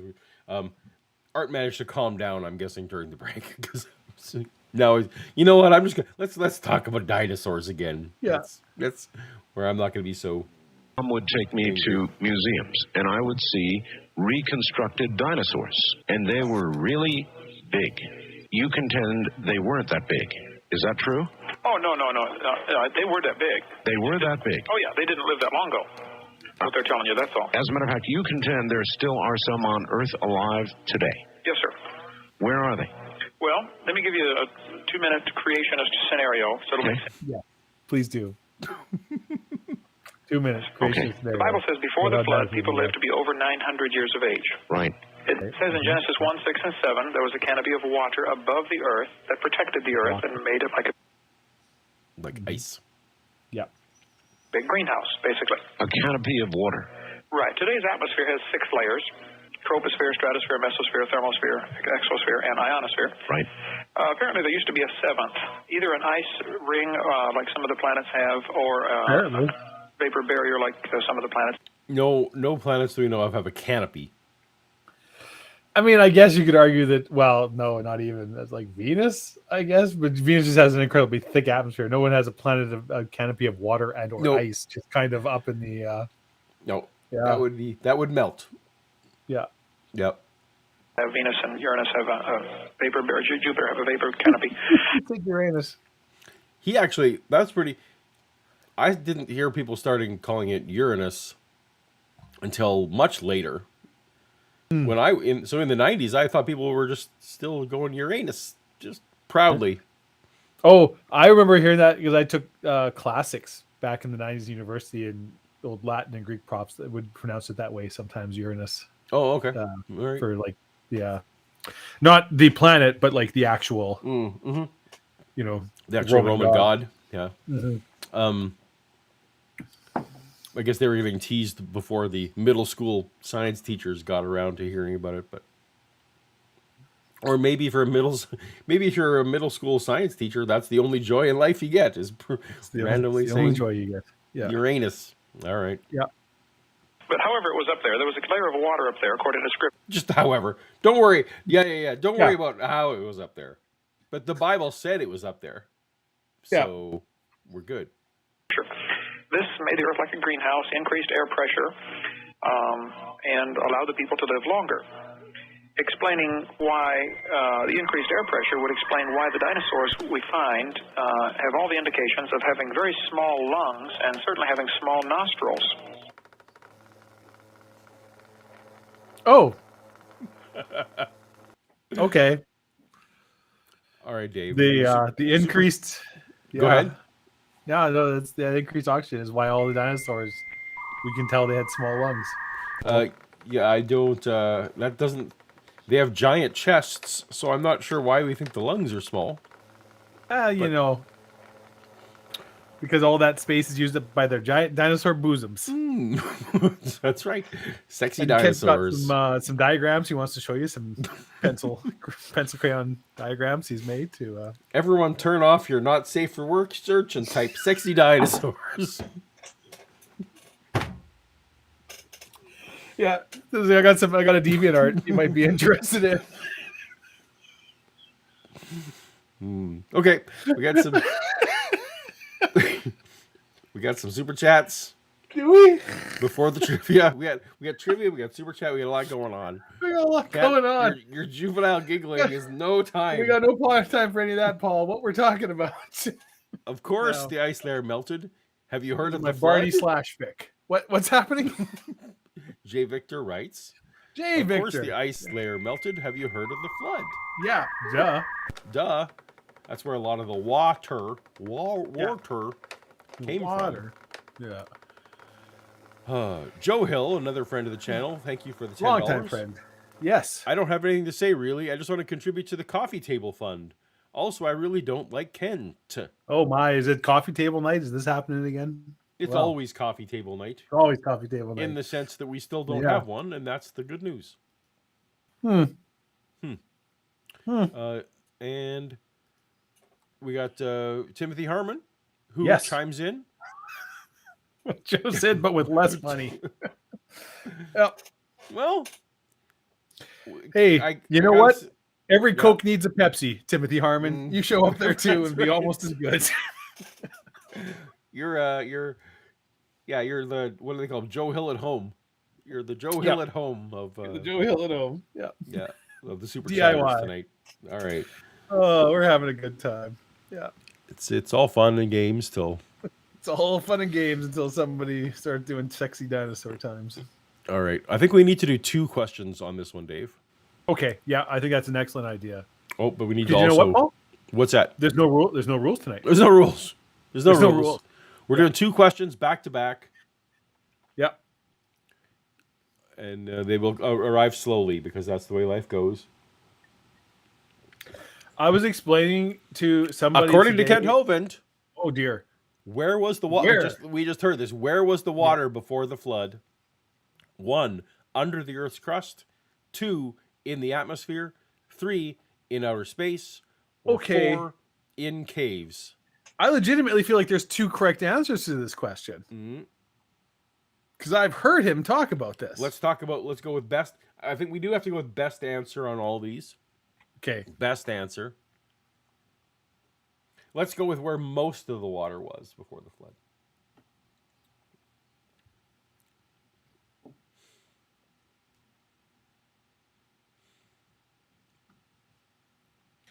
Oh, Shannon, did I tell you? I found Nova 7 wine in Saskatoon. Ooh. It's like $48 a bottle. Broke my bloody heart. Yeah. So you think we might have a split on this one because there was potentially Yeah. controversial. According to Kent, most of the water was under the Earth's crust. He doesn't actually think the canopy would have been a significant source of water. So if the word "most" was in the question, then I'd be a lot All right. happier. But, Well, you can complain to Claude. Yeah. Claude. Claude. Claude is Wolf the from new- Alpha would have gotten it fucking right. Claude is actually my new mass GPT friend. I'm gonna cough here. Hold on a sec. Okay. Oh, I know. Nova 7's so good. It's so good. The bottle I brought home from visiting you lasted about 3 hours, and then a bunch of my friends went at it like a hyena. On the corpse According of to my Kent meat. Hovind, Yeah. what was the White River monster given What the in 1973? Okay, well, now I 1. don't know this. Title of state bird. 2, legal protection. 3, a zoo enclosure. Or 4, a nature preserve. I know what my answer is. According to Kent Hovind now. What was the White River monster given in 1973? What the fuck are you talking about? What is this? See? We Did you go see it softball, was softball, Jumping softball, and boom, curveball. Boom. White River Monster, 1973. Yep.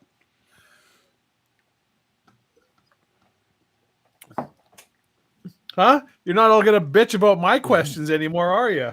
Everybody else. Yeah, well, fine. Let Claude write your questions. You get White River Monster. That's what you get. What was he given? I legitimately have zero idea what this is about. Do you? I do. Yeah. Oh, okay. It's one of them allegedly still alive dinosaurs. Oh, okay. Okay. Yeah. It has a nature preserve. All right. So we're gonna now pause this. We'll go back to.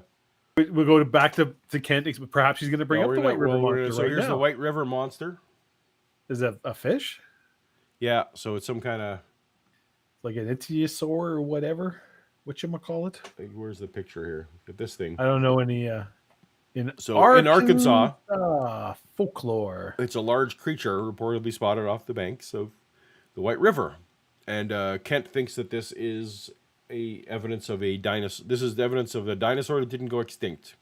You know what I heard, Paul? What's that? I heard in Arkansas they got one of them there dinosaur fish. Keep it in a nature preserve. They get a dinosaur fish. So yeah, so they. I don't know if they actually gave it an. I don't know if they actually ended up if that was a true fact that it was true, but according to Kent, it's true. According to Kent, it's true. Yeah, we're not so interested in true facts today. We're interested in facts according to Ken. That's right. All right, we'll putting that timer clock back up. Put it back up. And yet they were huge. Kent's about to explain how dinosaurs are still in the world today. That's right. Did we miss any super chats? Oh, I think we did. Yep, hold on. We got this one from Melody Kate. Yeah. Huge ones. $20. Almost enough for half a bottle of wine. Almost. Thank you, Melody. Yeah. Yeah. And we got this one from Brain Cramp, who's been a member for 5 months. Some people think that the good news is that some ancient dude offed himself, but it really is the fact that Paul doesn't have a coffee table yet. That is the good news. You're right. That is the good news. I mean, to be fair, Jesus didn't kill himself. He was just, I assume that's what he's referencing. Well, so I think this is, you've heard of, what's it called? Death by police. They have a name for it. I have not. Well, where literally someone will like do something to get shot by the cops. You go up to the cops and you pull a gun out or whatever, right? Or yeah, try like and pull that is like literally Yeah. Someone in the chat will know the term of it. There's an actual term for it. Martyrdom by cop, something. Yeah. Suicide by cop. Suicide by cop. Yeah. I feel like Jesus was committing a bit of a suicide by centurion or whatever we want to call that, right? It's like, you know, I'm wandering around saying suicide by Pharisee. Yeah, suicide. Yeah, exactly. Suicide by cop is apparently is the. So that's not a single word. That's just a phrase. I guess I was wrong about that. But anyway, suicide by Pharisee, suicide by centurion. I feel like that's what Jesus was doing. He came to the earth, if the stories hold, he came to the earth specifically to die. Right around that time. I mean, don't we all? Yeah. We're getting real. Again, we an upturn in our. What'd you get there? This is very good. I got a. What's this called? Buried alive, right? But berry is like it's a raspberry. Right. That goes with our depressing theme. All right, here we go. Raspberry ale, 5% alcohol. But this is. Let me look at the ingredients. I'm guessing. Yeah, like so. There's actual raspberry juice in this. This is delicious. It's I'll have to remember this one. Where's this from? Longwood beer from Nanaimo, British Columbia. Well, turns out something good does come out of Nanaimo. Listen. There's no Nanaimo's way, a beautiful city. There's no actually. way you can say that thing is the best food product to come out of Nanaimo. No, they have their classic bars, which I am a huge. Fuck, Paul, I love Nanaimo bars. Right? Oh man, yeah. You ever been to Nanaimo? But yes, I have. Yep. It's a weird city because it follows the coast. So it's like if you drive through it, you would think it's huge because it takes like a half hour if you're going north to south. But you go east to west, it's like 8 blocks wide. Like right. There's nothing to it because it just hugs the coast the whole way around. Yeah. That's a nice city. I like Nanaimo. Yeah. What was I going to say?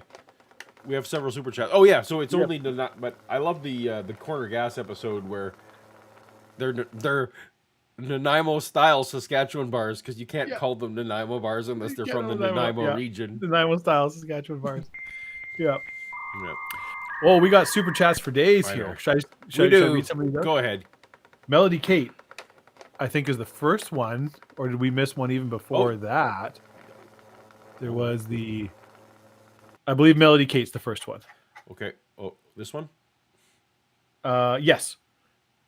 $20. Although Whistle Pig is better than one. One.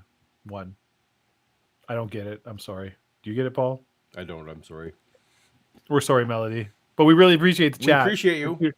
We're too stupid to understand your wit. Paul and I are simple men. Say 10. Super chat $10. Don't give in. Coffee tables are the dumbest thing ever invented. That's a little judgy. Why would you put one of those things in the middle of a nice open space? Stay strong, Paul. Hold your ground.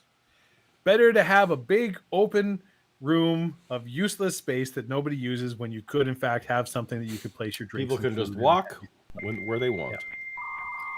Who wants to walk through the middle of the fucking living room? It's just right there. It's an empty room. There's nothing on the other side. There's nothing over there. It's a wall. There's nothing over there to see. You could have a table holding your magazines and newspapers and coupons and some pennies, 2 batteries, and the glass from yesterday. J. Victor writes for $5. No, I'm not done talking about this yet. According to Kent Hovind, yes, Mothman was elected mayor of Point Pleasant, West Virginia, in 1965. Mothman. I voted for Mothman. Yeah. TC super chatted $10. Thank you so much, TC. Have you seen any creationists touting the discovery of a massive ocean of water at the crust mantle boundary? If they haven't yet, I'm sure they will. Paul, have you seen this? Yes, I believe that perhaps Answers in Genesis, perhaps Creation Mystery International, perhaps CMI. One of them has latched on to those papers and said maybe, maybe this is a leftover. So they're definitely gonna latch onto it as it gets more prominent for sure. And then Too Young to Feel This Old has super chatted $5.69. Ooh, apparently, I've just gotten a YouTube update allowing a custom super chat amounts on mobile. Therefore, ellipses. Nice. Very nice. You know what? It is very nice. Very nice.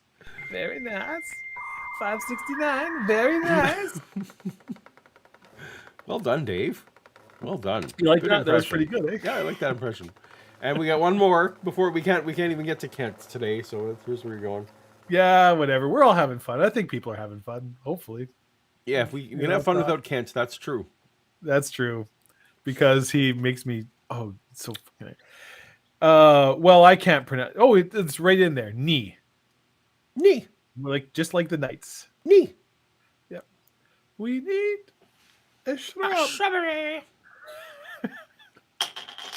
I haven't seen that movie in too long, Paul. Too long.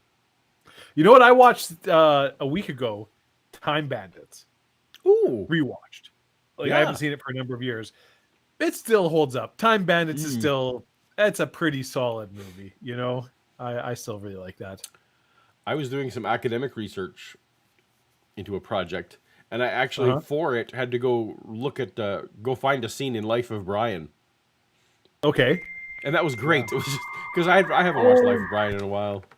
I just remembered that I was going to send you a movie clip, and it completely slipped my mind till now. But you remember what I'm talking about? The yes, please. The Kung Fu one. Yes, send me that. Because I do have a high quality version of that. Oh yes, but please send me that. Super chatted for $2, and Nee, we appreciate that so very much. Thank you. It's all about compromise. Team Ottoman. I mean that's fair. So what about an Ottoman, Paul? Something you could put your feet upon. Nice Chesterfield or an Ottoman. And if I had $1 million. How do you feel about Ottoman? Not as bad as a coffee table, but they themselves are clutter. But I mean, it's something like, sometimes you're on a couch, you want to put your feet up. right? You got a thing there. You can do it. It's kind of like, and it's especially because you have the you have a L-shaped sectional couch, so that now I know the secrets. I've visited. yeah, but your now place, so thanks for people your teleportation. can put their feet up if they want to. They can just be on the. Well, but what if there's 4 people sitting on the couch? You can't put your feet up. What are you going to put your feet on? Like, am I going to put my feet on Shannon's lap? That's not inappropriate, you know. So I need an ottoman there. That's what my dog is for. That's what you're. Yeah. All right. So Paul's also against ottomans. Just no. An 80-foot apatosaurus. Well, we got more super chats, Paul. We're not done. Oh my goodness! Do we really? I Yay. know. Thank you for all the love super us so chatters. much. We appreciate it. Uh-oh. Paul really wants to listen to more Kent Hovind. So, well, David Iacono. Yeah, hello again, you David. can start reading it if you have it in front of you, because my thing's This broken. Super chat $1.99. This is for the No Coffee Table Fund. Spend wisely. So he's on your side, Paul. He's right. He's super chatting for the No Coffee Table Fund. Okay. Yeah. Oh, there it is. Oh, look. Nope, that's not the right one.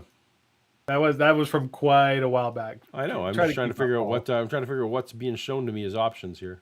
You drunk? I'm like 6 drinks in. How am I the? No, it's not. It's not.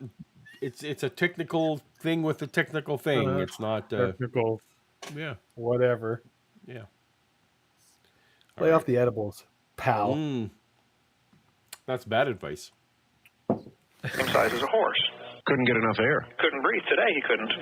But if you had richer oxygen in the air or higher air pressure, then he could breathe just fine with smaller lungs.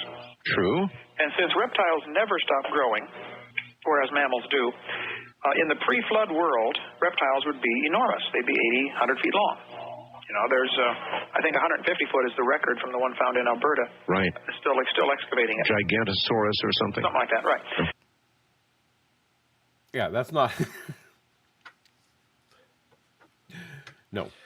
Yep, that's how that works, Paul. Because you don't... If you get an iguana big enough, you get a plesiosaur. Yeah. Yeah, their bone structures just changed entirely. Yep. Tiny lungs, though. Because you know what? Yeah, you know what's the fossil record is replete with chicken-sized T-Rexes. Mm-hmm. Well, but their bones are tiny, so they go away. And dog-sized brontosaurs, brachiosaurs. Just they didn't get enough time to live to their full height. Now this is because I've actually heard. So you might know or not know, but is it true that reptiles never stop growing, or that they will grow to their environment like a fish will? Well, I think it's kind of true that reptiles just never stop growing, right? Like they'll just sort of keep molting, and like the longer they live, they'll sort of it slows down. It's a whatever logarithmic or exponential curve, but I do think it is true that they do actually never stop growing. So, or am I totally wrong about that? No. So apparently, according to the Google here, lizards and alligators have epiphyseal growth, and growth slows greatly. Yes. Epiphysis fuses to the long bones. Turtles grow throughout life, but they slow down greatly. So that's it's like I said, it's like a logarithmic curve where it hugely like it's like from egg to you have a giant amount of growth, but it never truly stops. As there's things on human beings that never really stop, kind of like ears and cartilage and things like like there are parts of humans that never stop growing. It just really, really slows down. But if you live long enough, reptiles stop growing, says Michael. Well, I am no heptologist or biologist, so I have no horse in this race. I don't know. But regardless, the 900-year-old thing. Oh, I mean, this is all what he's saying is complete bullshit. But right, yeah. You would need to at least have the same. You need to at least have animals that have the same bone structure. Yeah. There's no tiny triceratops sitting around. But oh, damn it, Dave! Oh yes, what? Did we screw up the trivia clock? I did. Well, no, I screwed up the game. Uh-oh. Did you reset it? No, I did. I just forgot to pause it over on the other side because I forgot to, and it now wants to give it's a just winner. been running. Well, congratulations, Vishanti. Apparently. So I feel like, what do we want to do? Do Do we want to? This happens a lot. Yeah, because I forget. So I try to run it again. I'll run it again. Take a screenshot of this. Take a We'll do it screenshot of in this. the background. Yeah. I'm terrible. You can't get another glass, Vishanti. Let somebody else. All right, so we'll keep carrying on with the art. And There's also another super chat. We should. What are we gonna do, Paul? Sooner or later, somebody's gonna win for the second time in a row. Oh, we've agreed that that's allowed. But do they get do they get another glass? Do they get to choose something from? What's the amazing prize somebody wins if they? I guess they could negotiate something else from the Paulogia store if they wanted. If they wanted, or maybe they want another glass. I mean, then you can have you and a guest. That's right. Is this the super chat we're talking about here? Timothy Harmon, $10. Most Anyway. reptiles are characterized by a period of rapid juvenile growth that slows upon reaching full adulthood.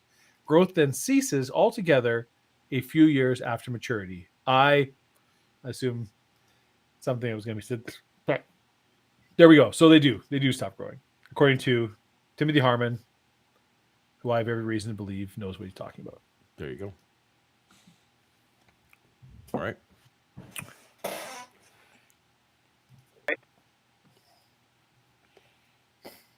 Oh, come on. Everything's breaking all at once. We're all, we're trying our best. We're just old. We're old. All right. It's easy for me. I don't have your responsibilities. I can just talk Kent Hovind and, about doing. Yeah, I need to somehow offload some producing stuff. But apparently not. I bought the horror movie. Anyway, so yeah, dinosaurs were huge, but they were just big Oculus is a reptiles good that lived movie. before the flood with the people, in the Garden of Eden and around the world. Then I believe Noah took them on the ark. They were in the Garden of Eden. Oh yeah, they're just big. Adam named all the animals. They're just big friendly lizards. All the animals were vegetarian according to Genesis 1:6. According to Genesis 1:29. What about Tyrannosaurus Rex? They say it was a meat eater. Well, Jurassic Park said that. That was made long after the Garden of Eden was gone. T-Rex has Jurassic Park Has was the very clearly first- got. Anyways, carry on, Paul. That was the first time I'd heard of such a thing. Yeah, it was Jurassic Park. Jurassic That's Park. where that idea came from. Yeah. Has those Many in the big, curved, sharp vegetarian teeth that you see in all of the, bovines, various Just like you would see on a various cow or, herbivores. Yep. Yeah. Mm-hmm. Yeah. or Yeah. turtle. Mm-hmm. Yep. Yep.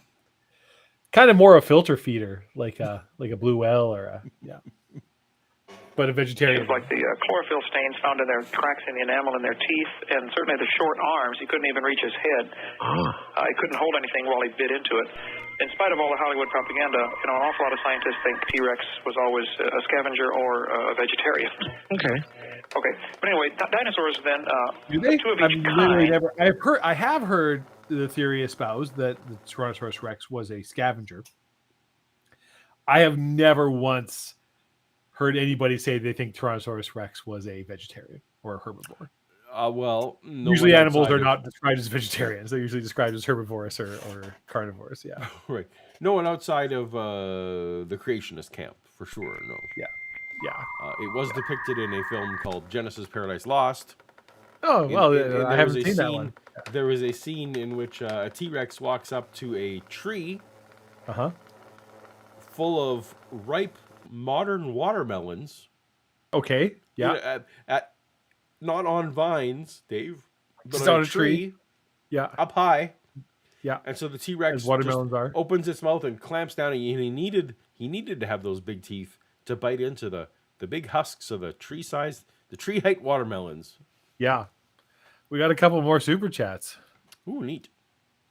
Apparently, people missed us, Paul. I assume you. Mm-mm. I'm tiresome. Is that the first one? Oh, sorry. Dan Ominous. Oh, Denominous. Super chat at $5, and we appreciate that so very much, Dan. A pre-flood world park would be a great attraction. Wild sex in the streets, giant bugs, and dinosaurs. I mean, two of those things sound really cool to me. Yeah. I love giant bugs and dinosaurs. The rest, You see what I did there? Yeah, I see what you did there. I see what I did there. Yeah. Mm. Jeff Cochran, super chat $2. T-Rex were vegetarians but killed for sport. Well, that's just sad. It's wasteful. Yeah. Not use like every part of the Triceratops, T-Rex. which used every piece of the. That's right. Yeah. And I'll use that word carefully instead of the word species. 2 of each kind of all the animals were taken onto Noah's Ark. Probably babies. He'd be smart enough to figure that out. Just be sure to get a pink one and a blue one. And after the flood was over, the world was different because this canopy of water that used to protect them was now gone. It had rained 40 days and 40 nights, and now the oceans were huge. And Do you contend that that canopy of water is what caused the flood? one of the causes. Okay. The Bible also says the fountains of the great deep were broken open, so subterranean water came out, probably along the cracks like the San Andreas Fault and the New Madrid Fault and the Mid-Atlantic Ridge. So you got it from both sides, above and Got it from below. both sides. I Right. got you. Mm-hmm.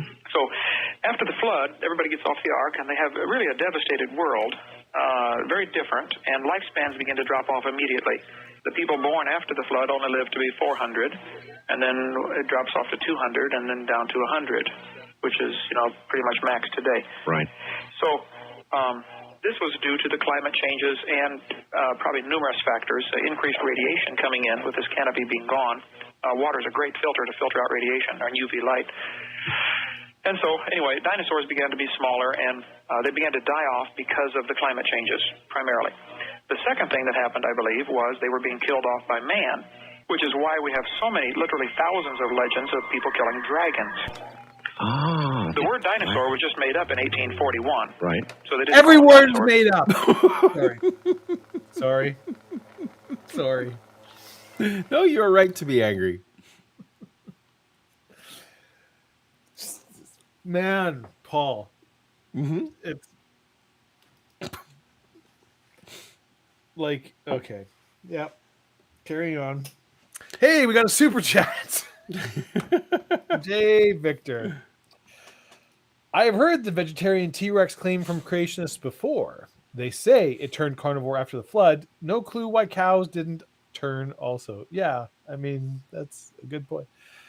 I apparently I've just watched the wrong YouTube channels because this is all news to me. I haven't heard any of this. Yep. Vegetarian herbivore T-Rex. Yeah. But of course, one of the things that, if you want to think about this, is a thing to think about is the specialized diets of all kinds of creatures. So, so cats, I think, are what they call the obligate carnivores. Like they literally you can't switch a cat diet to vegetarian even if you want to. Yes, that is correct. They cannot produce. There are certain proteins that their bodies can't produce, and they will die if they do not. Whereas some dog breeds you can, I guess, if that's like a thing you want to do. But humans are a good example. Like humans can subsist on many humans enjoy meat and we can digest it and live off it just fine. But if we eat the right vegetables, we can absolutely. But even humans can't produce all the amino acids we need. We do need to get some of them, but there are vegetables, like soy and certain things that we can get it from those. Right. But yes, you're right. The cats, there are certain animals that they need meat. They will die if they don't get meat or have some kind of artificial, things that don't appear in nature. We need to give to you. Yeah. So then, or koalas, there's certain koalas that need certain eucalyptus leaves to the extent that I'm told that even like eucalyptus leaves that are like a kilometer away from where the ones that they're used to eat, they'll starve rather than eat a different type. Right. So all of these things with very specialized diets, there's, you could go into hundreds and hundreds of them. Where did all that food come from? On the waters of the deep.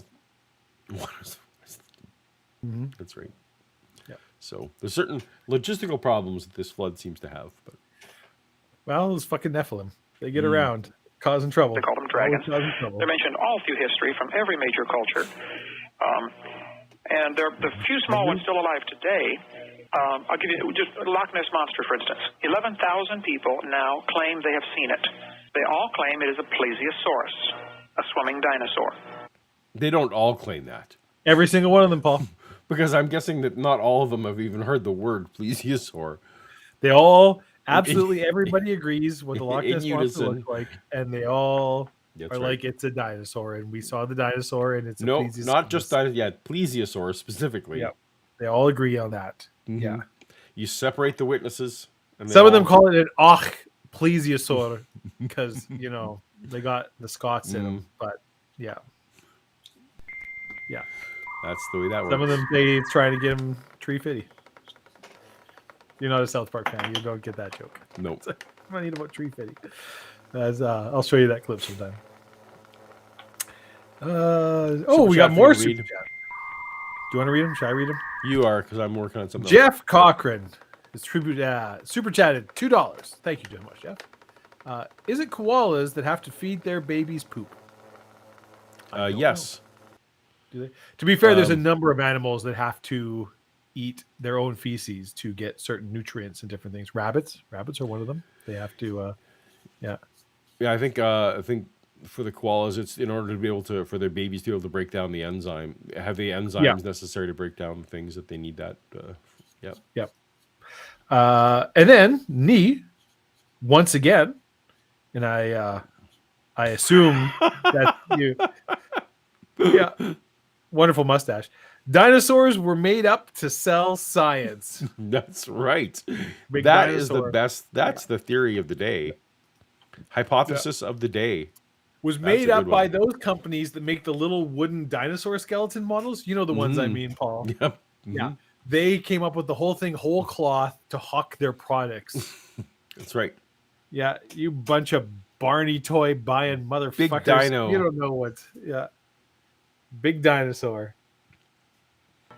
There have been about 1,000 people who claim they've seen one very similar to that in Lake Champlain, Vermont, called the Lake Champlain Monster. There's one in Lake Okanagan, Canada, called the Ogopogo, which is north of Washington State in British Columbia. So Nessie is a Canada's favorite, In the same lake monster. province as the Nemo. Yep. dinosaur. Right. It'd probably be 20, 25, 30 feet long. And that would be my contention, that there's just so much evidence that something exists in that lake. 11,000 reported sightings. I mean, there must be something to this. I've never been there, never seen it. But I have...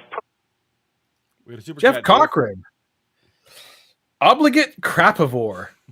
I mean, it's true. It's actually true. That is a real thing. William also says, I'll bet way more than 7,000 people claim to have seen space aliens. You are That's absolutely correct. Way more than 7,000 people. Probably more than 7,000 people last year claimed to see space aliens. There's, way more than I ever thought saw the freaking Loch Ness Monster. Scott Duke has super chatted $5. Thank you so much, Scott. What percentage of the population do you think actually knows of the teaching that T-Rex was vegetarian? I'm going to say roughly 0. Bet it's probably really small. Thoughts? Yeah. Yeah, because the people who tend to, even though it's like a third of the country meaning U.S., denies evolution. I'm guessing that most of those don't need to go deeper into the... No. If you into the went even details. into your average church in the U.S. or Canada, anywhere in the Western world, and we're like, did the Tyrannosaurus Rex, eat meat? They'd be like, well, yeah, of course. Right. Because most people, right, like, it's just, yes. I would suspect it's a very small percentage of the population that... And I've discussed this before, but so it's only in Answers in Genesis and Kent Hovind and a lot of these, they do go with this answer of I think we talked about this last time, but they go with this answer of that it was definitely, that they were vegetarians, but the much better answer is that God put them to sleep for a year, as proposed in the Noah movie by Aaron Aronofsky or whatever that director's name was, Aaron Aronofsky. Yeah, that's a much better answer to why just put the animals to sleep for a year. They don't need to eat. That's better. Solves a lot of problems. Problem solved, problem staying solved. And you don't have to, you have to pretend that things were vegetarians that clearly are not. Yeah. All right. Well, I'm going to see if Oh, We got 2 more super chats, friend. Oh, 2 more super chats. 2 more. All right.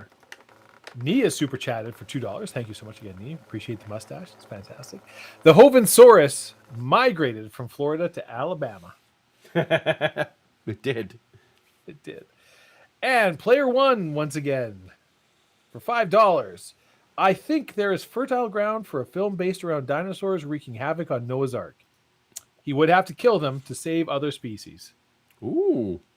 Not if they were sleeping. That could be, I'd watch that movie.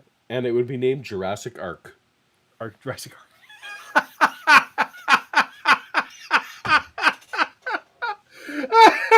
That's very good. That's very good. Thank you. Yeah.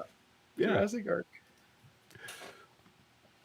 With a stirring Paul. John Williams ripoff score of some kind. Yeah, this is John Windsor. I need to take a bio break. Okay, well, I'm going to try and do a trivia and see if that works. Mm-hmm. We caught up. We're good. We're good. All right. Well, I'm going to see if we are, but you can go do what I'm you just need to putting. do. I'm putting my answer in right now because it's 3. Oh, okay. There All you we go. need. So I think that this we're now at the right question, so we'll see if it is. This is human error on the stupid quiz game.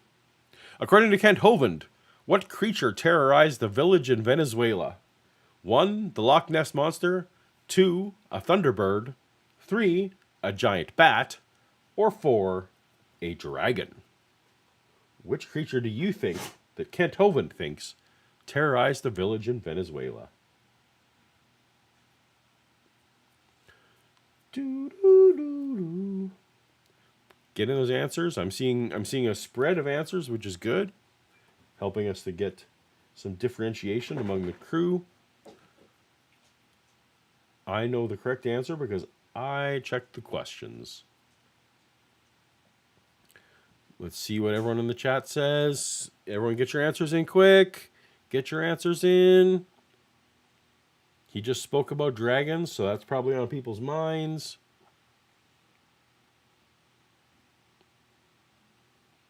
Oh, not many people got this one. It's a giant bat that Kent Hovind thinks terrorized the village in Venezuela. So, What? nope. What? You missed a good question, Dave. Hey, Oh, but the answer I was was 3. right. The answer actually was 3. What do you know? Yeah. So you got it. All right. Thank you, computer randomization. That's right. Yep. Perfect. Now I'm going to make sure I pause this all correctly, All the the way it's above. supposed to go. Okay. We did a Giant trivia question. bat. You know what? Should we do a What, second village? trivia? What the hell are we talking? I We want need to to do know a that second. story now. Now we need to do a second trivia question, I think, right away. Let's get another Just do it right one. away. Yeah. Because you know what, Paul? Because there's no rules. 'Cause there's no rules. There's no rules, Nope. man. The Life rules is are that chaos. everything's broken. Life is chaos. Yeah. So You know what? Yeah. People, we're trying. We're trying as hard as we can, which is a half truth. But Also, it would be sad if it was true, but it would be. I'd be a little embarrassed. Let's, real talk time. If this was our best efforts. a Yeah. half hour before showtime. Oh, according to Kent Hovind, what are vestigial organs? 1, organs useless structures that are remnants of evolution. 2, spare organs in case you need a backup. Mm-hmm. 3, proof that we descended from aliens. Oh, Or my 4, ancestry. an idea made up by evolutionists that has been disproven. Well, I've made my stand and I'm sticking with my answer. All right, you picked 3, Eddie, didn't you? You just picked 3. I'm picking 3 Yep, it's proof we descended from aliens. because you know what? I'm sticking by my principles despite That's right. overwhelming evidence. You're not the only one who can do it, Kent. All right, let's see what the Computron has to say. Computational. So some of these are harder and some of them are easier. Fun fact, I was out drinking before this show Mm-hmm. with a bunch of coworkers. This is going to Oh, be awesome. a good night. Well, there you go. Wait, what? No, it should be 4. Holy crap! This is all gone to Okay, with this is official. We now I don't know what's happening anymore. Maybe today is going to be a we'll just see. Well, we'll see. Fortunately, trail mix picked up an extra point on people that he didn't deserve. Yeah. According to the computer, he does deserve it. And according to we can't trust the AI to write these questions anymore, Dave. It gave us one of the answers was clearly correct. I've written all my questions personally, just throwing that out there. Yeah, well, I as I was going to say, 30 minutes before showtime, there wasn't going to be trivia. No, well, you did more. So full disclosure, I just 100% passed the buck. Because normally I do the trivia questions, and I would tell Paul, I'm just like, it's not going to happen today. If trivia's going to happen, it's on you, buddy. I gotta just bow out this time. So the fact you people have trivia at all is thanks to Paul and his AI servants for now. Anyway, so that was no good. I think we'll all agree that was no good. No good. All right, but problematic. We got a super chat here. We do from Nee again. In theaters, dino-sized dogs in Jurassic Park. Because they don't get to live long enough, so they stay small. Yeah. Mm-hmm. In a world with a canopy above and below. Also, would we not find fossils of like brachiosaurs of different, like also a 10-foot size brachiosaur and a 40-foot size, like not, they're all just giant. they died. Wait, but the other ones also died, but not at the different times. Oh, at the time of the flood, there were no young. At the time of the flood, there were no young dinosaurs. Yeah, the fossil column, you can't trust it, Paul. Geological, it doesn't exist anywhere in nature. Yeah.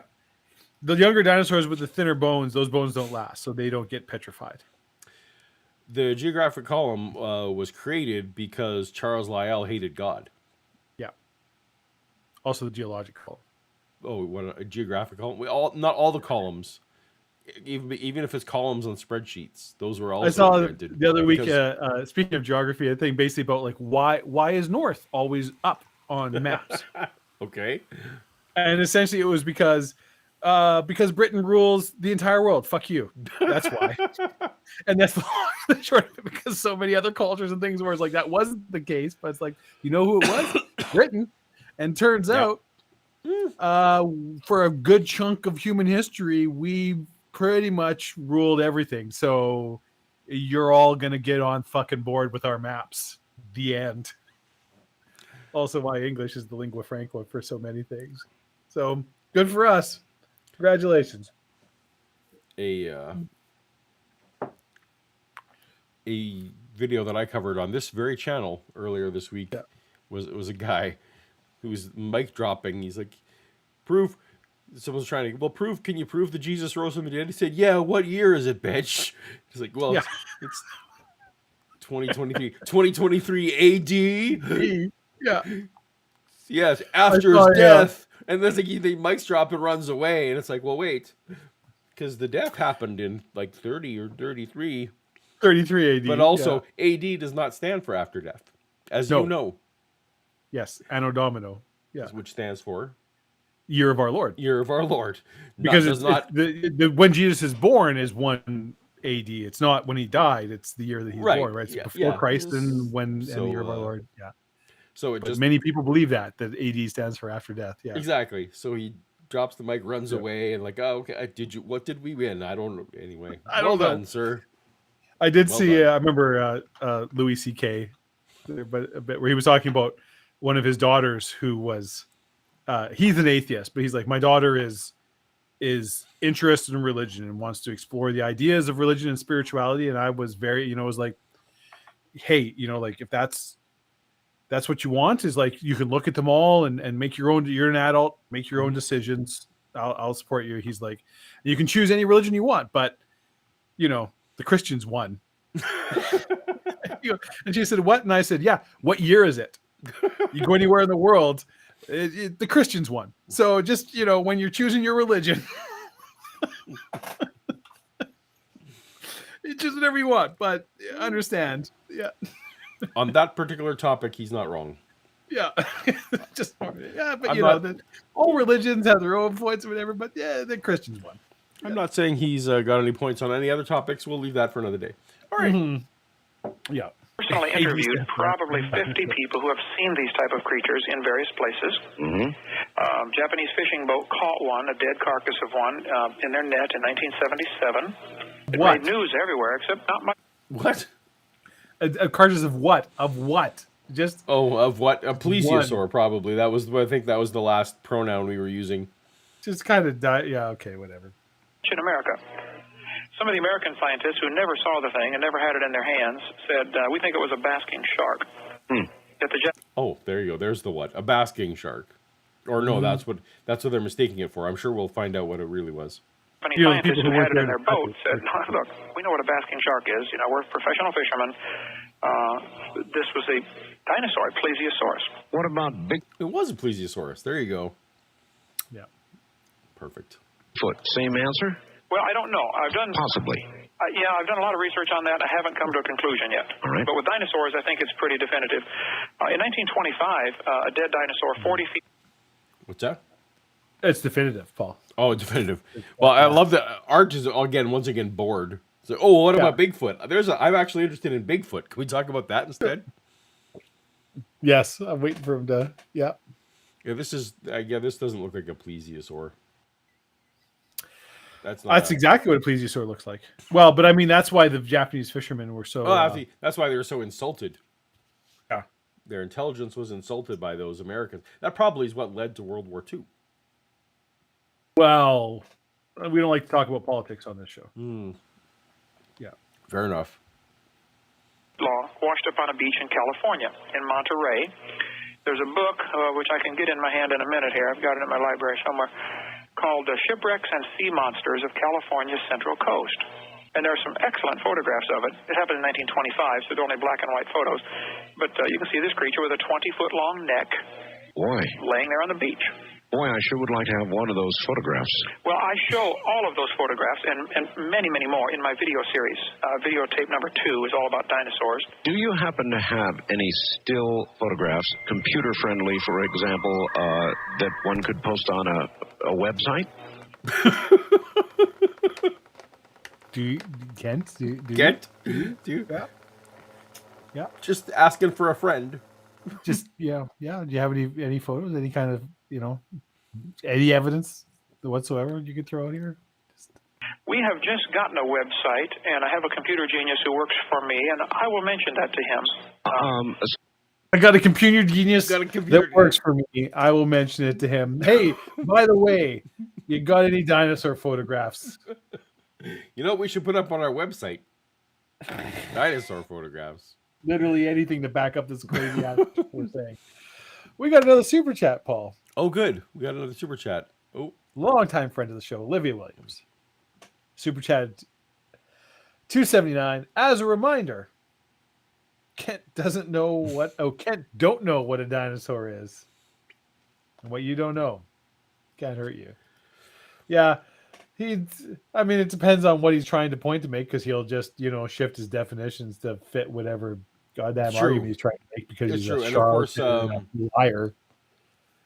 There's no such thing as a dinosaur is not a taxonomical classification, actually, either, of course. No. It is. There's no category in the phylogeny or in the taxonomy that neatly says, dinosaur. So if you can be flexible like that, if it's whatever Jurassic Park says a dinosaur is a dinosaur, well, there you go, I guess. I am going to make an executive call, and we're just going to finish off the trivia game. We're just going to finish off trivia. Yep. So we got 2 more questions left. Man, I'm going to need some time to do some weird tallying. Oh, according to Kent Hovind, how long does it take to form coal? Millions of years from dinosaurs fossilizing into oil. Well, That's I know what my answer Number is. 2, hundreds of thousands of years from compressed plant matter. 3, coal is created instantaneously by God. Or 4, a few hours in a lab under the right conditions. Vishanti's trying to tell me things. And also, we're going back and speaking ancient forbidden tongues to each other. Dave, it's a reference. Dapper Dinosaur asked Kent, how would you know a dinosaur when you see it? And Kent had never thought about it. Well, I didn't catch the reference. I am not familiar with Dapper Dinosaur's body of work. To my detriment. The only Dapper Dinosaur you need to watch is the one where he was on my channel. Is it when he's on your channel? Ooh, this is divisive. A lot of people picked the right answer, which is always 3. No, this one was actually correct. This was according to Kent, because it can be created in the labs under the right conditions. That we're doing a JIT system. We're doing on-demand coal creation. That just just when we need it, coal is being created as we go. Well, there you go. Yeah. Because they did it in a lab once, so that's how all coal was created. You see. There you go. I'm about to go off into the weeds, and I'm curtailing myself. I'm not drunk enough yet. We got one more trivia question that you can go do it. Weed it up. If you like dinosaurs, you gotta watch. And weed it up usually means what time are you something doing a show else to tomorrow, most people. Shanti? According to Kent Hovind, what causes the sedimentary layers seen in the geological column? Geological column. I feel like you just said it. Yes. Sediment descending from alien mining operations. 2, I love aliens. Millions of years of gradual deposition. Yep. 3, layers of hell leaking through the surface. Well, we all know the answer. Or number 4, differential settling rates during the Great Flood. Yeah. Layers of hell. It's always 3. It's always 3. It's always 3. That's how we know. That's how we know. The Bible says the answer is 3. No more and no less. No. The number shall be 3. 5 is right out. 4 is too many. 5 is right out. 5 is right out.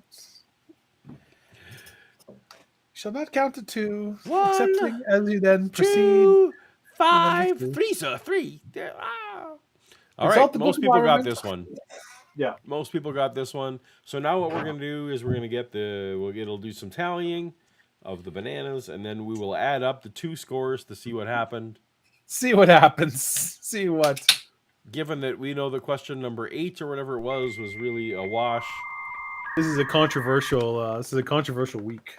It will be. Anyway, it's gonna be so.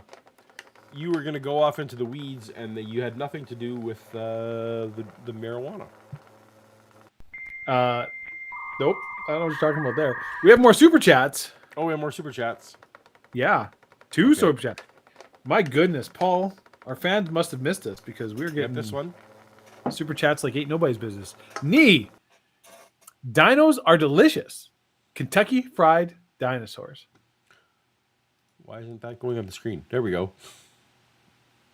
I do like Kentucky Fried. So we recently, in the city I live, got a Church's Fried Chicken, which is apparently a chain based out of Texas. I hadn't heard before. Oh, I don't know what that is. So it's a fried chicken fast food chain. Oh my God. It's better than KFC. It's better than Popeyes. It's better than Mary Brown's. It's so good. I don't know if anyone in chat knows. Church's Fried Chicken. It's the bomb. The bomb. Yeah. Jeff Cochran has super chatted $5. Actual USA Today headline that I just found. Fun fact. Oh, sorry. I'm wrong.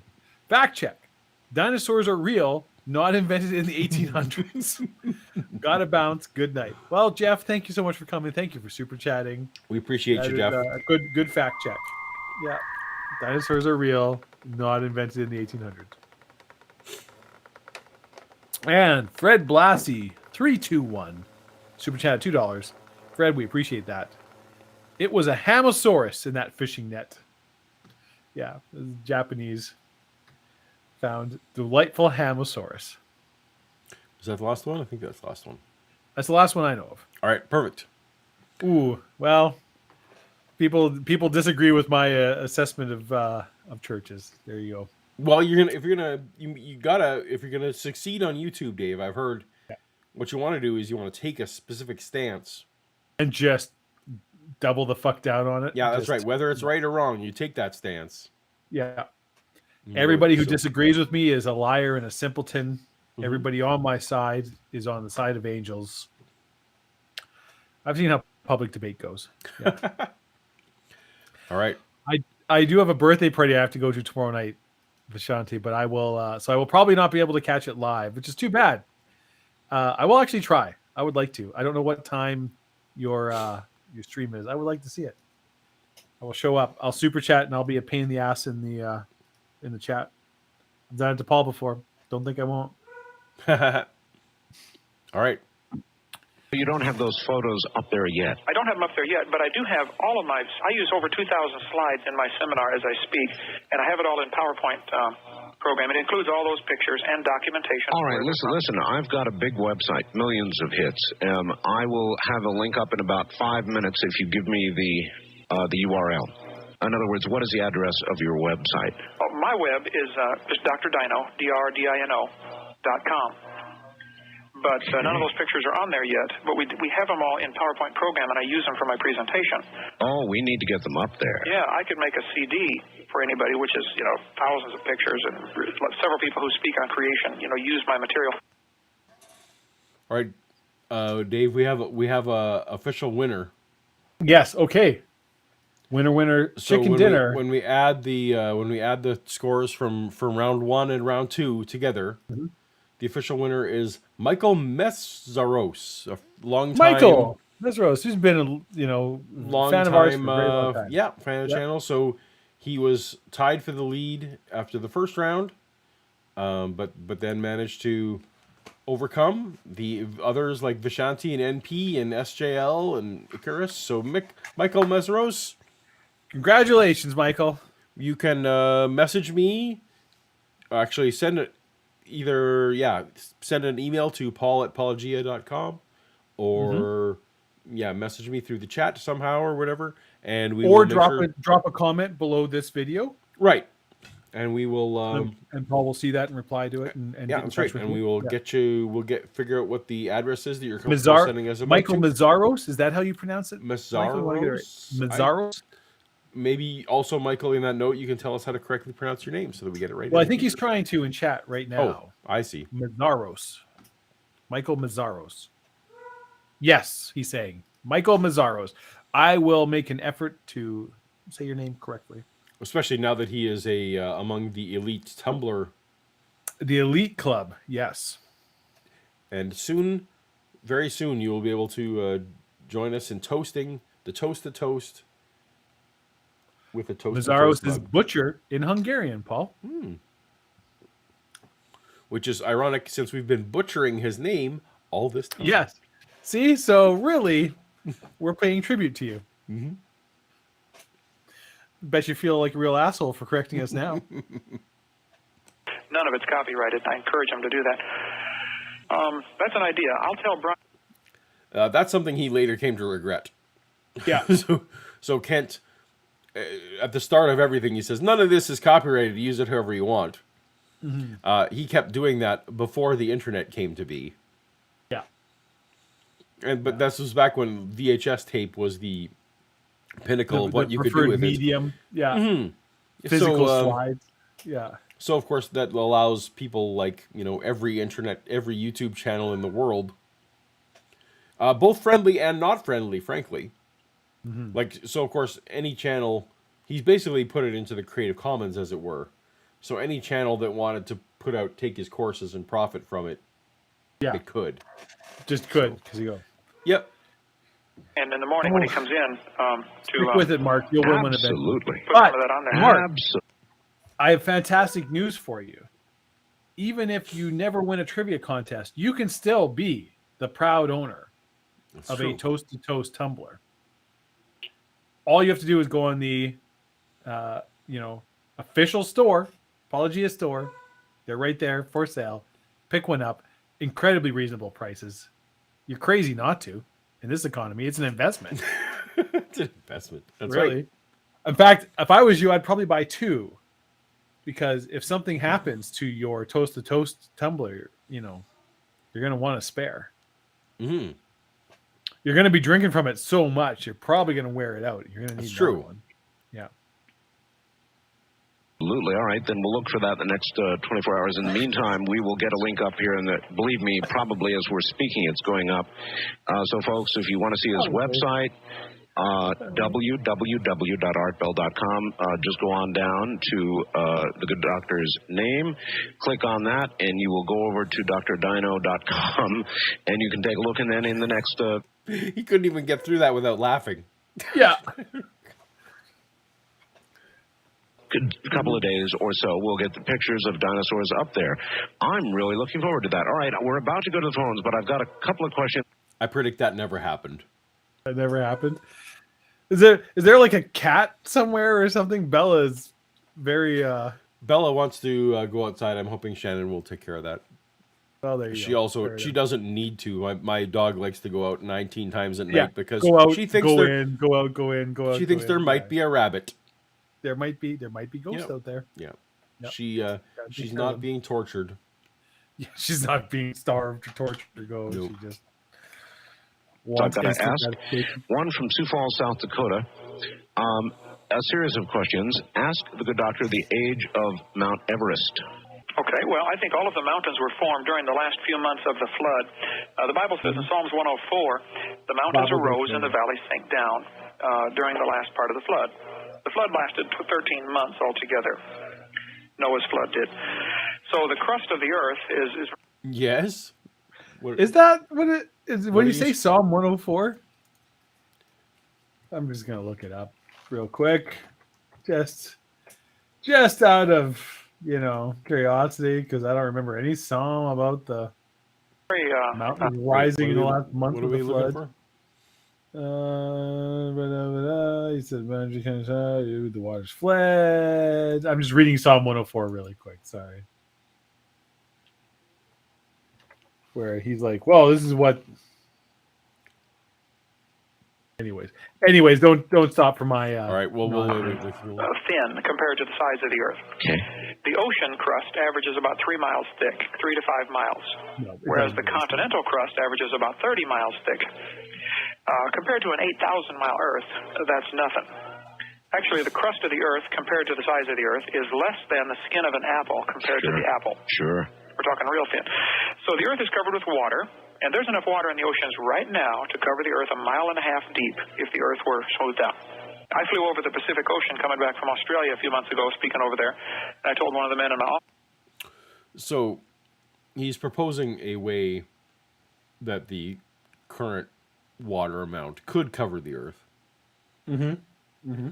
And then just saying, well, that must be how it happened then. Yeah. Oh, absolutely. Like Yeah. it's. I mean. Yeah. Yeah. I said, man, the Pacific Ocean is huge. Oh, yes. He said, oh, that's just the top of it. Pretty powerful thought, you know. It is. You've really answered the next question. Ask him when Everest was formed. I think it was formed after the flood. Right. When they climbed Mount Everest, 1953, Edmund Hillary, at the 26,000-foot level, 3,000 feet from the top, he began finding petrified seashells. You're ahead of me, because ask him how fossils can be found near the peaks of Everest. Yeah, the whole top of the mountain, actually, for 3,000 feet, it is sedimentary rock full of seashells. So Mount Everest, how do you phrase this? Mount Everest, the water wasn't over Mount Everest, where at the height that is today. Right. Mount Everest lifted up during the last part of the flood. All the mountains lifted up. The crust of the earth wrinkled. Wait. Uh-huh. Yeah. Yeah. That is it the makes sense Wait, because- but yeah. that's kind of the actual answer. I've heard him give the wrong answer before. This is kind of the right answer. I need to go back and listen to a seminar because his normal answer is, yeah, they got there during the flood. Like the flood covered that mountain, so that's how they got there. If he's willing to say that the mountain lifted up and that's how they got there, that is the actual answer. But of course, it took millions of years. Right. Wow, he's just acknowledging that. Wow. Okay, I need That the fossils formed at that the fossils sea level formed or at- whatever, at, and then the at mountain sea rose level at and that. then rose.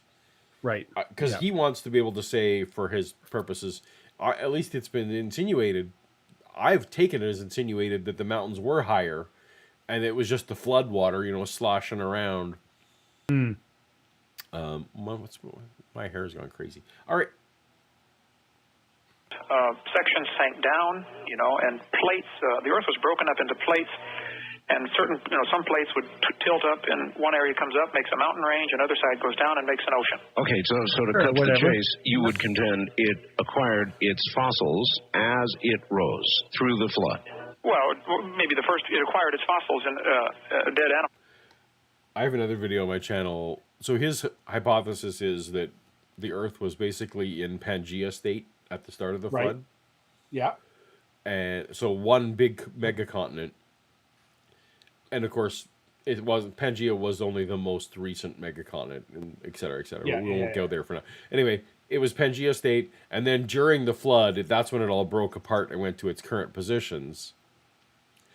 But when you look at the flood as being only a year long, the rate at which it's something like 2 meters a second, or it's like something crazy that would have to go, and the thermal discharge that would happen from continents moving that fast, would be like nuclear explosion level. Yes. Of heat. Constant. But he's like, but there's water, you see, so it's fine. Because it's happening in the water. The water from the deep is just lubricating things somehow, so it's fine. Yeah. At least in the first few months while it was underwater, and then it arose. Just the act of rising, the pressure squeezes limestone pretty hard, right? And squeezes out a lot of the water. And if it's acidic, which of course dead plants produce carbonic acid and makes the water acidic, then it would eat out the limestone quickly while it was soft, and you would get caves and things like that. The vast majority of the cavern system, like Carlsbad and things, were probably formed in the first few years after the flood. Because of how acidic the water was, because of dead plants. Yeah. Also, I've been to Carlsbad, but that's not related to anything. Yeah. It's nice. I've also been to Carlsbad. It's pretty cool. Yeah. We have a cool super chat. Another super chat from Olivia Williams again. Speed of F1 racing car for the plate. Yeah. Yep. That's about right. Because the limestone was still soft. All right, we got like 7 minutes left. Think we can finish it? Oh, absolutely, we can. I've still got like quite a bit of beer left in this glass. I have more supplies. This drink will run out, and I'll refresh. And then when this is done, and the water was, you can talk about Foundation. It's time for Bimon Sci-Fi by the mountains lifting and the valley sinking down. All right. One more question, then we go to the phones. It is from the same Mike in Sioux Falls. It's the $64 million question. Ask him who married Cain. Oh, the Bible says in Genesis chapter 5 that Adam had lived after he begat Seth, who was his third son. He had Cain, Abel, and then Seth. It says he lived after Seth 800 years and begat sons and daughters. You could have an awful lot of kids in 800 years. So in the first generation, they married sisters. There was no other choice. There were no laws against it. There was nobody to report them to. And there were no deformed chromosomes. The laws against marrying sisters were not given until Moses 2500. What's that? There just weren't. There just weren't. There just weren't. The chromosomes all were good. Yeah. Years later, even Abraham married his half-sister, according to Scripture. Of course, the evolutionist has a much worse problem. They always bring that one out. Who did Cain marry? Right. But they don't stop and look in the mirror and say, man, what a problem they have, because they have to get two cells to evolve out of the rocks at the same time, in the same place, of the opposite sex. Talk about a major problem. Can you spot the problem with that, Dave? The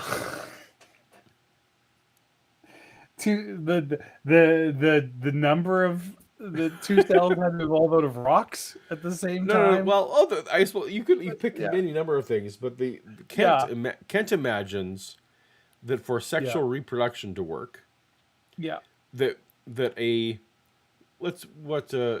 say a salamander, so that a male salamander had to evolve, and separately, a female salamander had to evolve Had to evolve. until they finally found each other and could start having babies.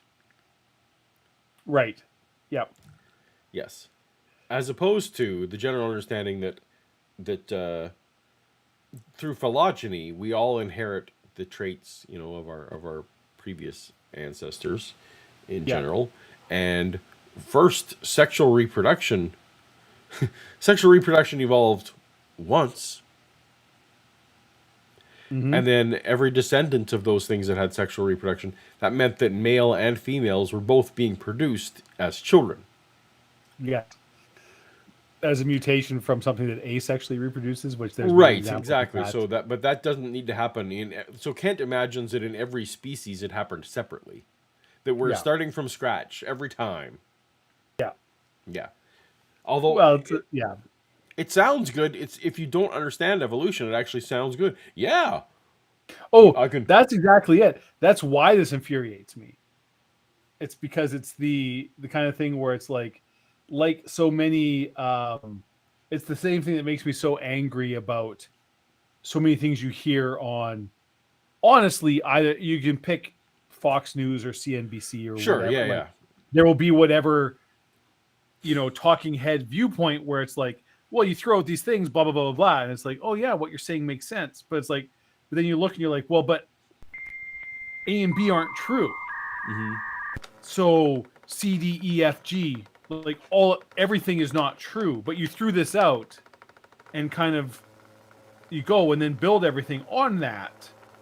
So that's great, except that the premise is like the foundation of your premise is completely erroneous and easily provable as false.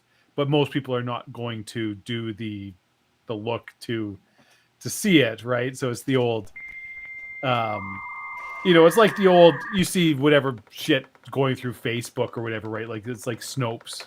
Right. Where, blah, blah, blah, is taking this thing. You look into it, story about kids being kidnapped or whatever thing. And then you look and it's like, yeah, no, none of this is true.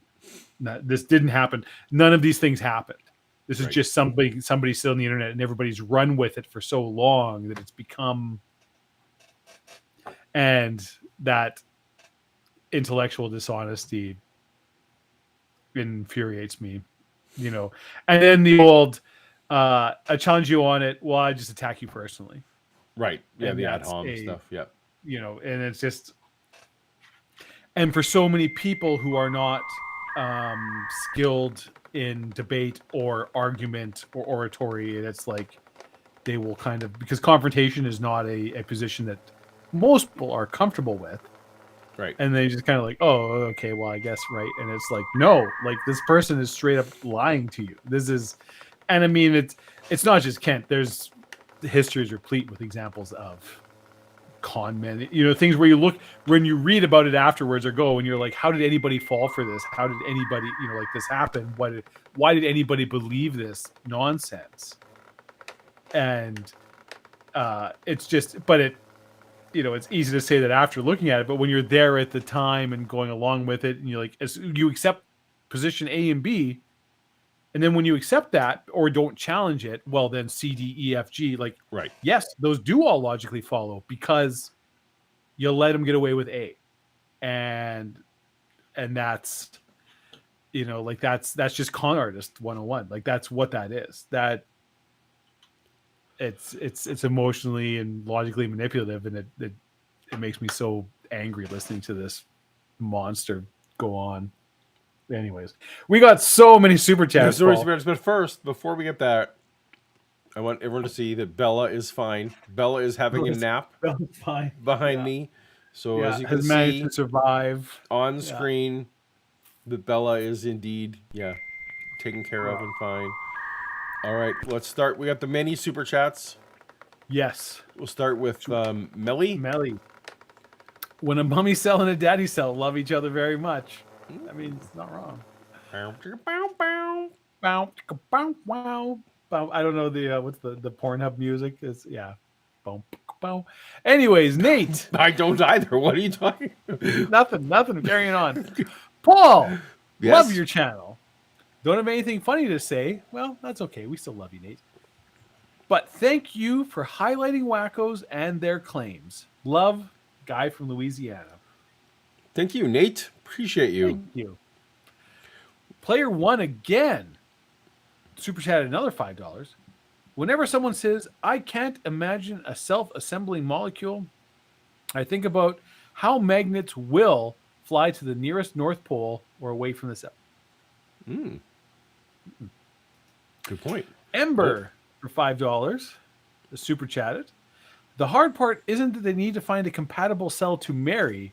It's booking the cell rabbi to do the ceremony. That's a good point. That is How true. do you find the cell that? So halls that's right. are all booked up. Mhm. It's tough. It's tough. You got to go to the premarital counseling of the cells and all that you kind go of to the stuff. cell counseling. Mhm. Yeah.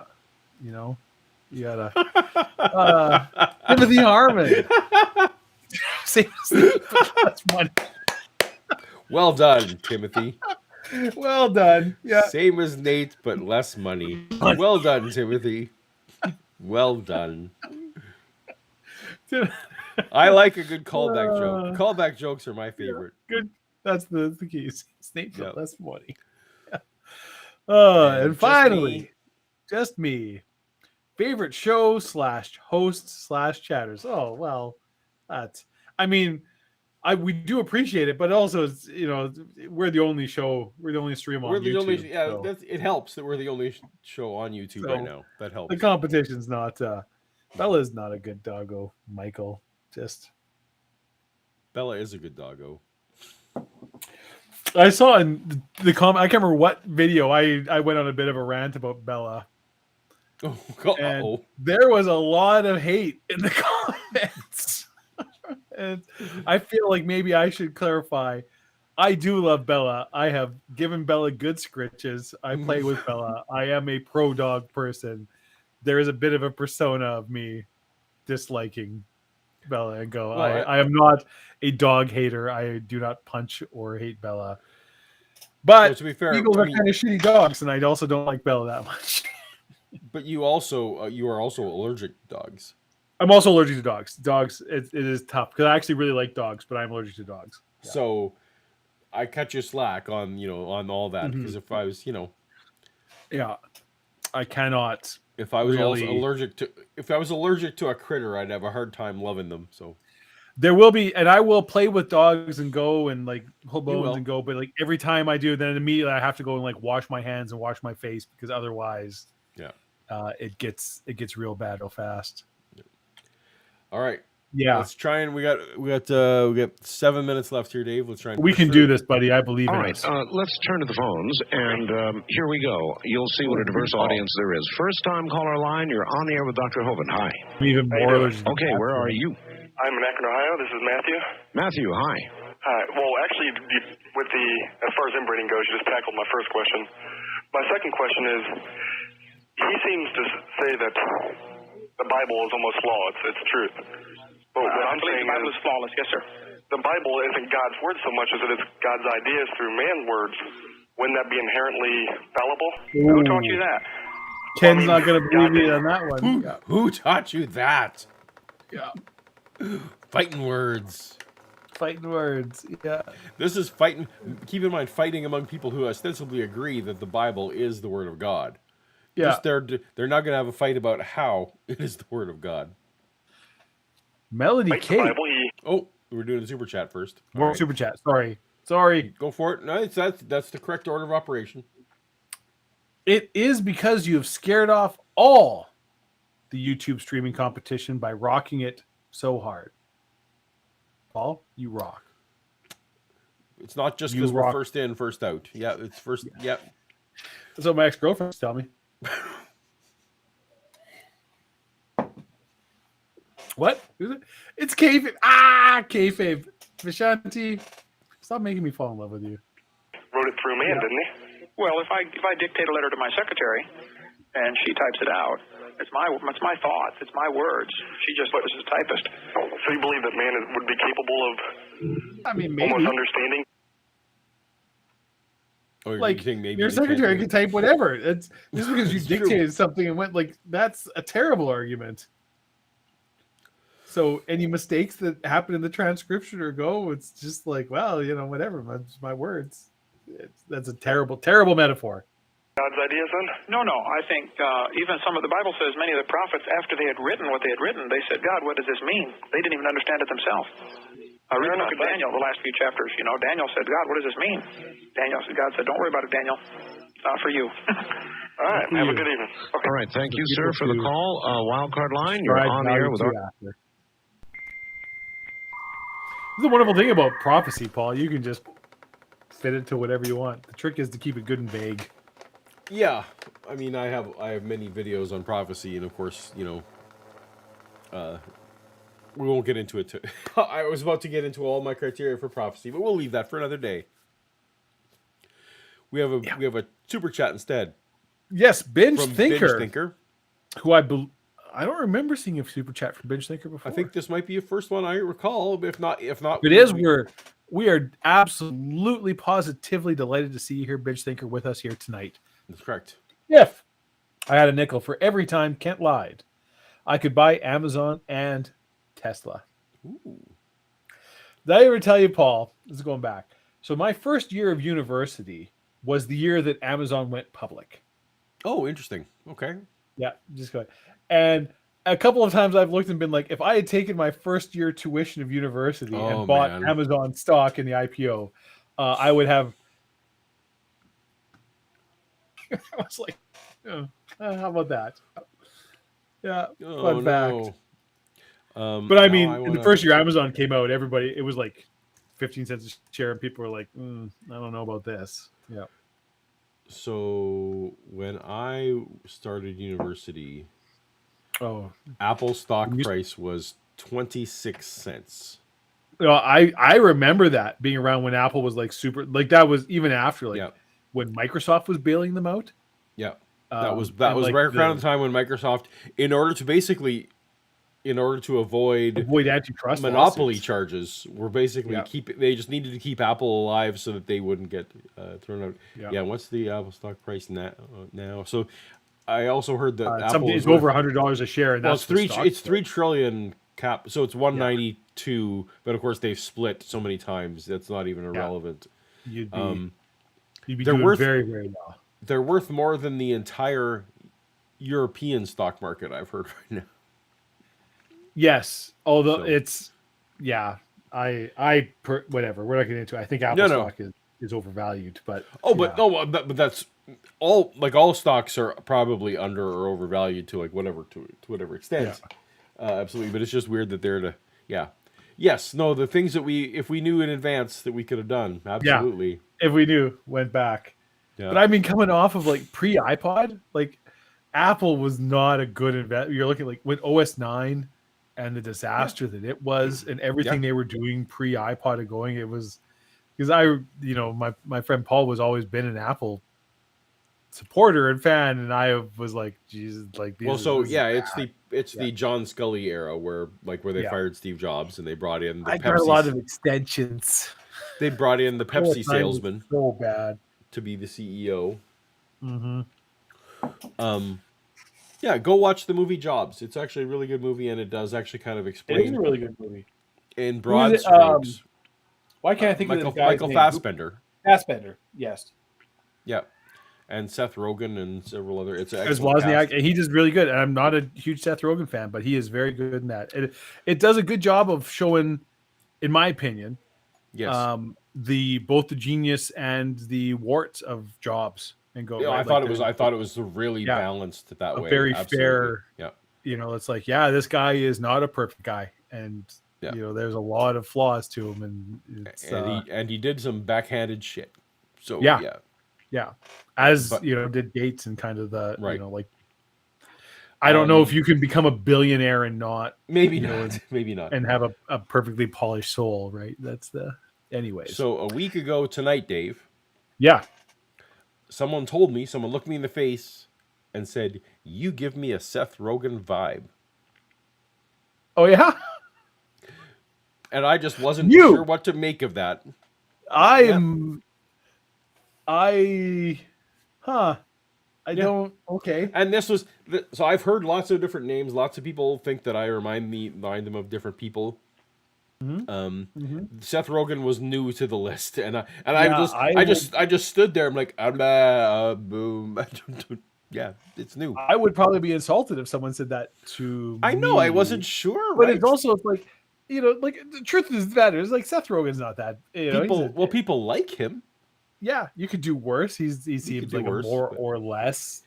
But yeah, but it wasn't. Yeah, it wasn't the ultimate compliment you're necessarily looking for. But also knowing you, Mm-hmm.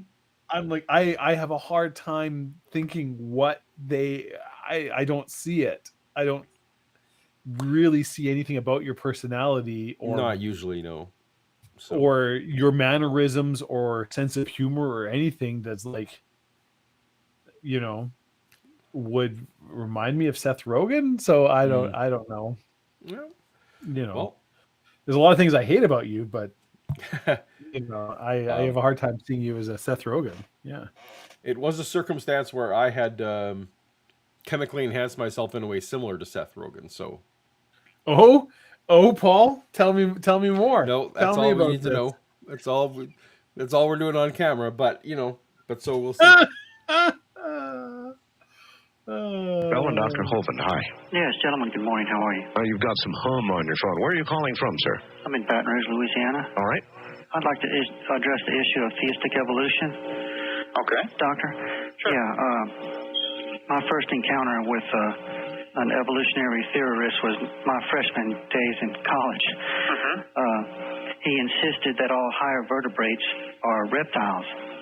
And it occurred to me that I was a vertebrate. So I took issue with. So I have heard this isn't, of course, not reflected accurately, but it is the way people hear it. You're right. Because we all follow our phylogeny. Vertebrates in general did pass through. Not all vertebrates, because some amphibians were before reptiles, if I remember correctly. Yeah, vertebrates, then amphibians, then reptiles. So, but we probably are, like, mammals are still in that reptile family. So, I mean, I'll give them that. Right. Yeah. And he insisted that this was true, and went on to say that he was a Christian. And I told him that he was the first born-again lizard I'd ever met, if that were true. But my question to you is, how do the theistic evolutionists account for... Yeah, Nate, this is... That was a very genuine laugh, Art. Good job. Nate, this is one I get. I get this one a lot. Philip Seymour Hoffman. Yeah, see, I'd be like, okay, I can get that. I get this one a lot. Mark Hamill is the one I get most often. Really? I don't see that. Actually, there are pictures I posted on my Twitter. Look wise, okay, that's fair. So look wise, I actually can see it a little bit. Yeah. Yeah. So I think in terms of purely from look, not because Mark Hamill. Okay. It's hard to even say like how does Mark Hamill act because he's so manic that in any scene that is exactly what I would say. He's a much more manic. Yeah. Kind of personality and go. I do not get Mark Hamill vibes from him. But look wise, like if you saw the picture, it's like okay, I can see that. Right. Yeah. So like if I, especially older Mark. Yeah.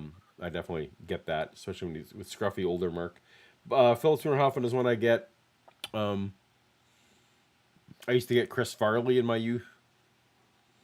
Really? Which was not really that big complimentary either, of course. No, but also like he doesn't. I mean, I guess he's blonde. His face I could sort of see, but again, but so he doesn't really look like you. Apparently, my mannerisms were like in a Chris Farley-ish. But they weren't. But I still got it every once in a while. So I guess. Yeah, none of those are like huge compliments, of course. But no, but also like I don't see it at all. I mean, I've known you very well for a very long time, and I've never gotten even remote Chris Farley. Well, thank you. I appreciate that. Yeah, but no, for better or worse, it's not even an insult or whatever. I'm just like, you aren't like that. The Philip Seymour Hoffman one, I'm like, okay, yeah, no, I actually that one's pretty common, for me. Yeah, and there's that like like I'd say if someone moved to me and were like, "You're kind of Chris Farley-ish," I'd be like, "Oh, I kind of see where you're coming from there. I have more of that." I So, feel do you ever get, Dave? Do you ever get people saying you remind me of celebrity X, Y, or Z? no, You just don't even get that. never. I never do. Yeah, I think it's because I'm bald. But there are plenty of celebrities that. But you have Patrick Stewart. I'm not anything like that guy. All right, we got a couple more. We got another super chat there. Player one again. The accent is why you remind them of Seth. But see, there's the thing, player one. That's a good point. Except that everybody Paul and I are talking about in the situation are also Canadian. Like all of us are Canadian. We're in Canada. So the Right. accent doesn't really apply. That's true. Yeah, You know. yeah. It's not. Yeah. It's not like people think that, hey, you're like you're Michael J. Fox or you're Yeah. you're Yeah, you're William Alex Shatner or Trebek somebody. or whatever. Yeah. Like, you remind me of, it's like, Sean Connery doesn't sound different in Scotland, right? It's the Right. well, that's not an accent. Exactly. That's just the way everybody here talks. Yeah. So I'm gonna throw a name out at you and let me see Mm-hmm. see how you feel about it. Okay. So what if someone said that you reminded them of Paul Giamatti? That I That you, Dave, reminded them of Paul Giamatti. I could see the look of it. I do think I have a bit of a Paul Giamatti look, or personality wise, or anything like I don't see. I don't think I sound or act or have mannerisms similar to Paul Giamatti. All right. What do you feel? That was I went. You're just My throwing out. gut instinct was purely on look, and I was like, well, I was trying to Really think look. of anyone. If you look, especially because I've seen him with a beard, Yeah, and be like, yeah, I but I can see that. also a talent I respect greatly. Yeah, So it's I can see that. Yeah, I that one I could see. Yeah, but no, I can't remember anybody. I don't want to sound like I'm being like, oh no, I'm unique. Or right. whatever, but Well, no, that's I not- literally not- can't remember. I can't think of an example of anybody ever coming up to me and be like, you remind me of blah blah blah, or you are like a. So I don't know if you have Facebook memories turned on, Dave. In your thing. Probably. Anyway, most of my Facebook memories the last couple of days are my 12 plus years. I don't know how many, like maybe 15 years of going to San Diego Comic-Con. Yep. Which is happening right now in the midst of the actors and writers strike. So it's like, oh man, like whatever. Some of my best memories are being at Comic-Con with you, my friend. Yeah. Anyway, yeah, no. So, but Comic-Con is one of those times where people think everyone's scanning the crowd and they want to see celebrities. Yeah. Yes. Yeah. They're looking for, hey, are you Elijah Wood or are you like what? So actually, Comic-Con was one of those times when I would occasionally get various people telling me who they think I look like. Do you might know the answer to this though. What do you think my favorite memory of Comic-Con is? All the years we went together. And we went like 5 or 6 years together. The breakfast place that we discovered. Richard Walker's Pancake House, Paul. That is, you nailed it. There knows me. That is my favorite memory. San Diego, my favorite thing of Comic-Con is Richard Walker's Pancake House. And if anybody here has ever been to San Diego and hasn't gone to Richard Walker's Pancake House, Yeah. you're missing the fuck out. You're missing the ball. You're doing it wrong. Yep. All right. Oh my god, I love those pancakes. They were good. They were amazing. All right. Northern Spike. Oh well, we're getting in real talk now.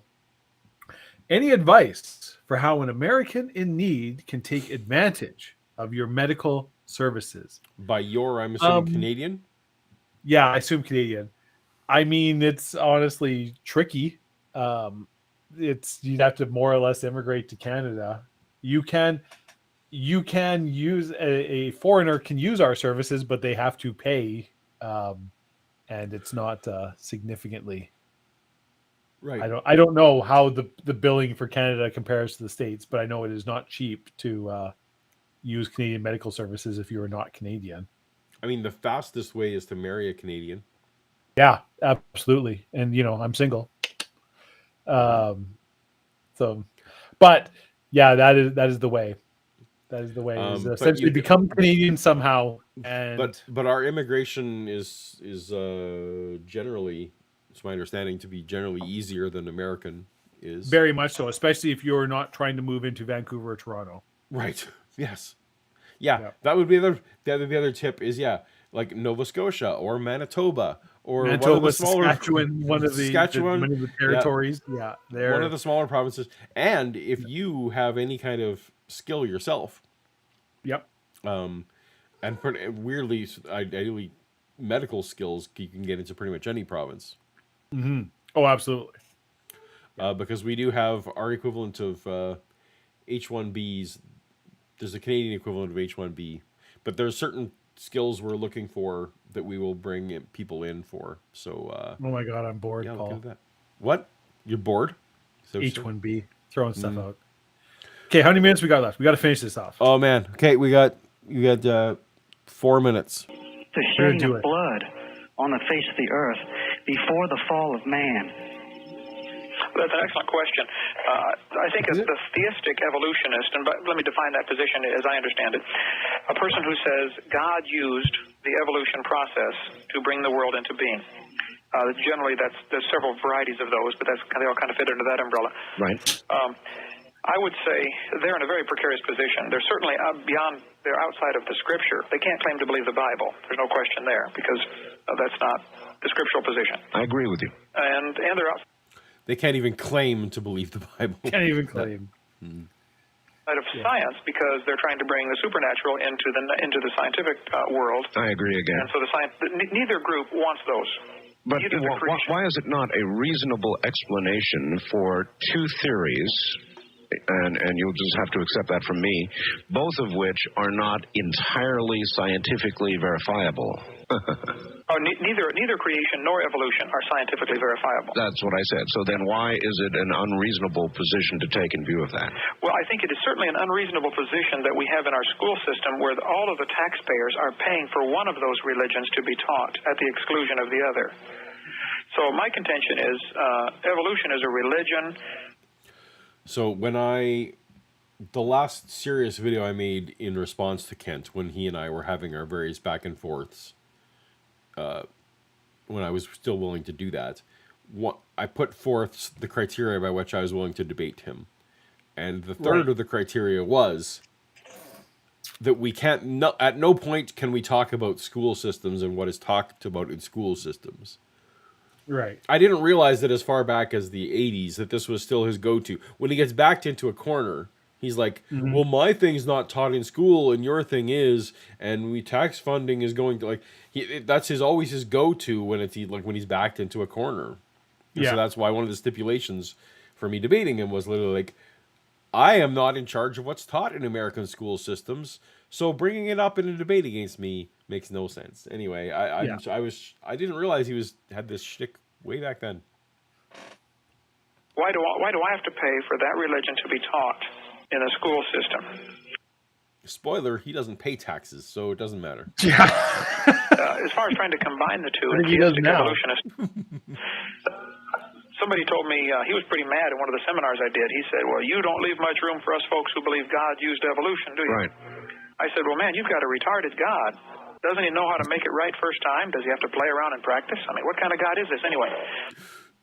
So I fed the transcript of this into one of the AI things and said, "Hey, what are some good titles to this show tonight?" Yes. You shared them with me. And one of them was Creationist tells you have a retarded God.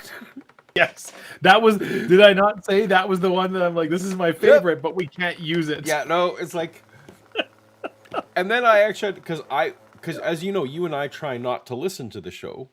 Yes. Like, this is partially why I was using the AI this way, is because I don't want to know in advance. But then I actually had to look it up. I was like, that can't be true. Yeah. He didn't actually say that, did he? Well, it was the 90s. You can still use that word. Good on you, Kent. Good on you, Kent. My God made it right first time. And he wouldn't use this process of long millions of years of misfits and suffering and death. Oh, we got a super chat. Oh, did I miss a super chat? Player one.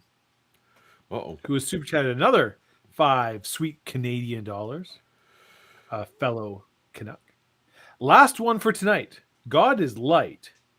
Light is all powerful. Light is all present and all knowing, as chemical reactions require exchanges of photons. Ooh. Okay. I'm not sure that's true. I'm not I sure don't that think is chemical true. reactions do require exchanges of photons. I'm not sure where we're going on that one. I think he's trying to give a naturalistic reason why God could be fine. We're going. Light is crazy. Light has a lot of. I mean, we could get into the weeds. This is where I do love physics and quantum physics and relativistic physics. And go. Light is very interesting, and there's a lot of very cool physical properties of light that are like, this is a weird thing. Yeah. It's a particle and a wave. Mm-hmm. That's a perfect example where it's like the speed of light is nothing else can go the speed of light but light. You can get close to it. You can, it's there's all kinds of weird rules that light just sort of somehow breaks, or it just is, that you just sort of take as like, this is what it is, and it's light's cool. Doesn't know what he wants, can't make it right. You can worship that God if you'd like, but I wouldn't worship him. That's not the God that I would bow down and worship. So it's certainly not the same God.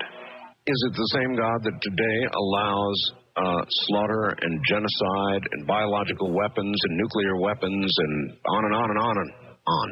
Well, we're getting off on another subject there. As far as God allowing that, I suppose that's a question we'll have to ask him. It doesn't mean he's causing it. I mean, if my neighbor comes over and shoots me, that's not God's fault. That's the neighbor's fault. He did that. And what Hitler did was Hitler's fault. You can't blame that on God. Well, okay, then you're saying God is kind of hands off. Well, for now, there's going to be a judgment day, a day of reckoning.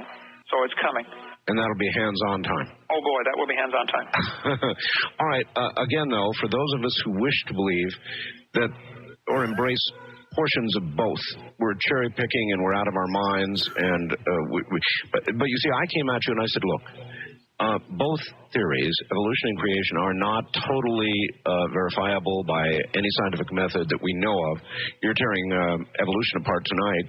And I think you have many good points, as does the other side. So I choose to sort of believe in the middle that why not combine them and imagine that God allowed an evolutionary process to ensue as he allows free will now on Earth. Sure. As in your neighbor killing you. Right. And people, and about 30% of the population of America takes that position, according to the survey. Fortunately, it's 60% of America now, but all right. Yeah. So this is interesting. So I was never a young Earth creationist. Right. So I kind of want to go where it's like evolutionary creationism was always even when I was still a creationist and go, right. It was like, yeah, well, that's because I was always like, well, this is like, like this is the scientific record. This is the thing. So it's like, even if you believe in God, it's like, well, God did this. And in my mind, there was never a disconnect between, because I was also never and I think this is the thing, that the Bible is literal. Like this is. Oh, you were never an inerrantist, I guess. No, I never was. Right. Where it was like, this is like, because I was and going through, because I've always been, a student of language and going, it's like, well, I know the various translations and everything this has gone through. So it's like, I know that even the Bible that we're reading now in like the NIV, the King James, the whatever version you choose to pick that we're reading in North America these days is in some way a translated, bastardized version, even of the original Aramaic, Hebrew, whatever thing. And even then that's a transcripted many times and et cetera, et cetera. It's like, these are just people writing this and people are imperfect. So in my mind, when I was a much more religious person than I am now, there was no disconnect between, science and religion, right? Where in my head, it would be like, you could, sure, God can exist and could have created the universe. And even now I would essentially, I guess I would say agnostic as much as any, where it's like, because to me, it doesn't matter, right? Because in my definition of what God is or could be, it gets to the point where you get down to like, was the universe created by a god? Was it simply a natural phenomenon that happened? If you get down to like the very nuts and bolts of it, it's like it almost doesn't matter, because even if you believe in some kind of outside force, it's a force that's so removed from, like it's not personally interested in your Okay. life or going. So It's that's what I would call a deistic position. yeah, And I've said many times I could be moved to a deistic position quite easily. yeah. That there was a creator who doesn't care about us, right? So yeah. That it's something, it's a petri dish, it's whatever. Right. And in my mind, it's like it does not matter because there's no impact. Maybe that's true. Maybe our universe is a lab experiment in some way, in some other higher plane existence thing, whatever. Doesn't matter. Shouldn't change how you live your life, because nothing from outside this universe gives two shits about what you're doing. This isn't the medieval view that like God is personally invested in your life and cares, and you have trial by ordeal and whatever, blah blah blah blah blah, blah. All those things. But even when I was more religious, I was kind of like, God could use religion, the view, even when I believed that God is interested in a personal relationship with humans, and Jesus did die for our sins, etc., etc. The same things you believed going up. It was still, and you and I have talked about this before, going right. The sort of thing what Art threw out there was like, well, God allows nuclear wars and suffering and all this thing. The moral argument to me never held water, because I'm like, well, if God is real and created the universe and all these things, and he's like, for whatever reason in his mind, it's like, yeah, this is what I want to have happen. Thousands of children starve to death and blah, blah, blah, blah. All these horrible, horrible, horrible things that happen in the world all the time. It's like, well, it's his, this is what he's doing, and we don't get it. And that's fine.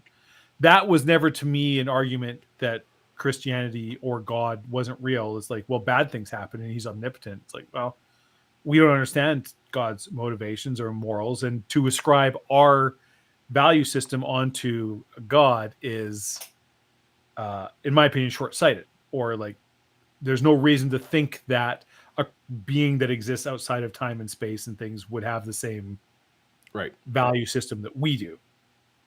Now, that being said, Kent Hovind is ridiculous. And did you ever think it through enough, Dave, that you... Yeah. So did you ever think... So there's a couple ways at least to think about this. So one is that God stuck his finger down at different points, and it was like caused specific mutations. Like, so he was actively going, oh, boom, vertebrate now, boom, sexual reproduction now, boom, I'm going to give you like different... Oh, now you get a soul. Like, that God was actively doing that. Or this other option is that God just in the initial creation of it, set that up all of the first points, and there was no intervention needed because that was all pre-planned and it just happened. That's like, have you ever? I don't know if you ever the Rama series by Arthur C. Clarke. Yeah, like Rendezvous with Rama, a bunch of Rama books, right? Where as it goes through, and the underlying theme is like, so God has created the universe, but what God is trying to do, so God has created many universes, and then there is no observation of the universe within like a very short time of the universe's creation, because any efforts to observe the universe at that stage would unduly affect the universe, because it's so. But as soon as it's possible, it's like he puts observation posts in the universe, and every galaxy has sort of an observation post that goes and gets life, blah blah blah. But the idea is that God is trying to find the perfect combination of matter and antimatter that you use to create a universe, that every time I do this, you will eventually, after billions of years, end up in a universe where essentially there's every life form is living in harmony, and this is like a perfectly good universe. And then once I figure out that equation, I can just kind of keep making perfect universes forever. But once God sets the universe in motion, it is hands off. It's like now Right. I'm just watching to see what happens, Yep. and everything after that is just data gathering. And so So that's that's that's the model yeah. you kind of held to. That's what you were thinking. I held to the other one. Oh, did you? Okay. That God had a plan, and was bringing us to, so would put the finger on the scales occasion, Gotcha. was guiding, but was letting natural mechanisms happen. That was my that would have been my, if you'd pressed me on it, that would have been my viewpoint. Your theistic evolution message. Yeah. Okay. All right. We got a minute here, Dave. Let's see if we can get through it. In a minute, we also got a super chat. Oh, did we miss the super chat? Yeah, from Webb. If Kent's God does everything right the first time, which he would certainly agree, Adam and Eve can't be true because he'd never make creations that would fall, right? Well, unless he wanted them to fall, because this again is getting into the Oops. Yeah, we don't understand God's plan, so right. that might be. And the whole you can't love if you don't have perfect free will, then any love is coerced love, and he wants us to have free relationships. Much smarter people than me have been arguing this for thousands of years. Like, why does God allow evil? Why does God allow suffering? And there are very intelligent explanations on both sides. It's not so simplistic to say, well, if God's all powerful, he wouldn't let any suffering happen. And it's like, no, that's a little reductive. You know what I mean? I always kind of hate that argument. Right. You get what I'm saying, right? The kind of thing that also much dumber people than you are arguing it right now. Yes, absolutely. As we speak. I mean, not in streams because we're the only show. That's right. YouTube, yeah, but somewhere on Twitter probably. Yeah. About 60% say no, God did it, and he didn't use any evolution. Now, I think probably one thing we should have done earlier is define the term evolution. Okay. I don't know if you got that little fax I sent you with the chart showing micro and macro evolution. I did, yes. Okay. Microevolution is a fact of science. That happens. Nobody questions that I know of. It's a fact that roses produce a variety of roses. You bet. You can watch it happen. You can make it happen. Right. It's also a fact that dogs produce a variety of dogs. There's probably 250 varieties of dogs right now. And it's probably a fact that they all had a common ancestor, and they may even have the same ancestor as the wolf and the coyote. But if you stand 30 feet away and look at them, it's still a dog. It's the same kind of animal. Okay, these are facts. Microevolution is really, I hate to use that term. I prefer to call it just variation. Micro change. Sure. That does not prove that the dog and the rose have a common ancestor. All right. On that note, Doctor, we've got a break. We're a network. We live with these time constraints, but we'll be back. Grab a cup of something, and we'll be right back. So that's the end of the file. All right. So trivia about the general file. So it was a multi-hour radio show. Yes. What happened? So that was the end of hour 2, is my understanding. At the start of hour 3, Kent does not return. No.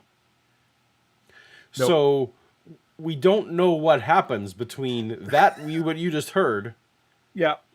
And Kent not returning, but Art just carried on the rest of the show with no guest. Yeah. That's it. Thanks for showing up. So we don't know who hung up on who. Yeah. But or if the call dropped or whatever. I mean, it was the call dropped, or one of them got, it's possible Kent had something else to do. I don't know how all this went, but it's just kind of funny that Art made it sound like if you come back, you're going to get to hear more Kent. So we got more to do, and then. But it's plausible now that I've heard it. It's plausible that it's either man, because Kent seems to be getting pressed here at the end. Yeah.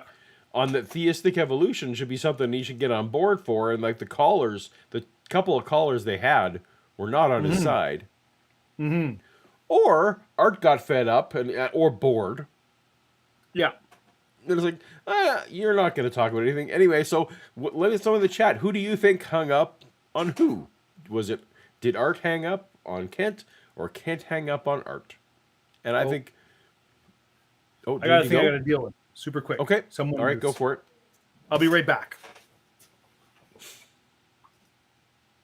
Anyway, it's we were hoping because really what I wanted to get to was I thought it was going to be great if we could get to different callers and how they dealt with it, Kent Hovind, because Kent Hovind rarely these days lets himself be in a position where he's faced with a random answer that he's got to give, right? He sets up his debates in a certain way. He will only debate on certain channels that he knows are friendly to him. Anyway, it was a curious bit. So, but you out there in chat while I riff until Dave gets back. What did you learn tonight? Did you learn anything about Kent Hovind? Just Me thinks that art hung up. Player One thinks it was just technology. Possible. Can't hang up and came to Poverty Point to talk about Exodus. Maybe.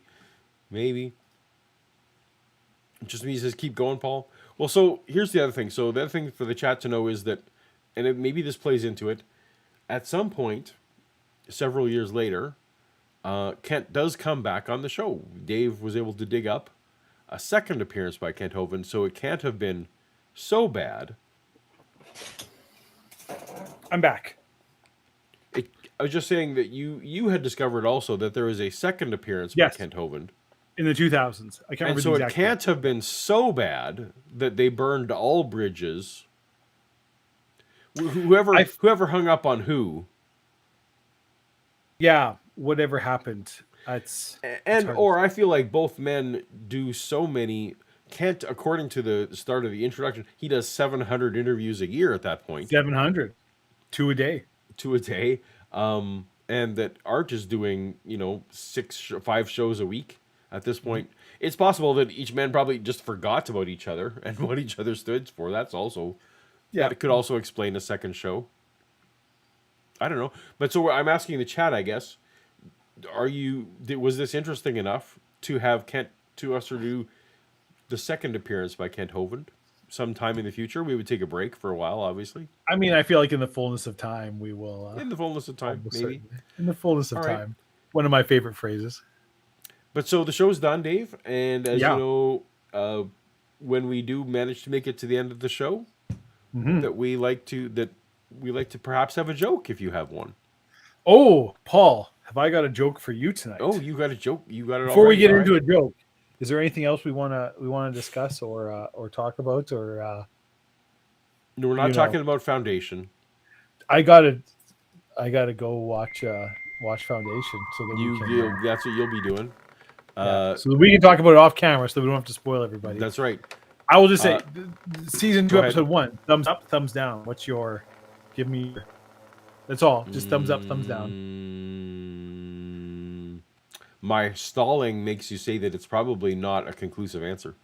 Yeah, that's it. The fact you're not saying anything is definitely not thumbs up. Or do you have any thoughts about the Ashoka series? That's pretty quick. The Ahsoka series comes out. So I am cautiously optimistic. I don't know that I have any warrant to be cautiously optimistic. I need to treat it as Rebels season 5. I think that's really what it is. I'm like. Well, yeah, I mean, live action Thrawn, which we've always wanted, and so it's our first live action Thrawn, which is great. Paul knows that I have like the hugest soft spot for Thrawn. Thrawn is my, But it is not our Thrawn. No, I don't mind the Rebels Thrawn. I know, but it isn't our Thrawn. It's not our Thrawn. It's not the Timothy Zahn Thrawn. So we're getting. It's close enough, right? I know. We're getting secondary Thrawn. I feel like Thrawn will actually be done well. The trouble is the Disney Plus series in general. Yeah. Other than Ahsoka, other than Andor. Have been. But pretty everything much shit. in the Mandalorian verse is trending downward for me. Yes.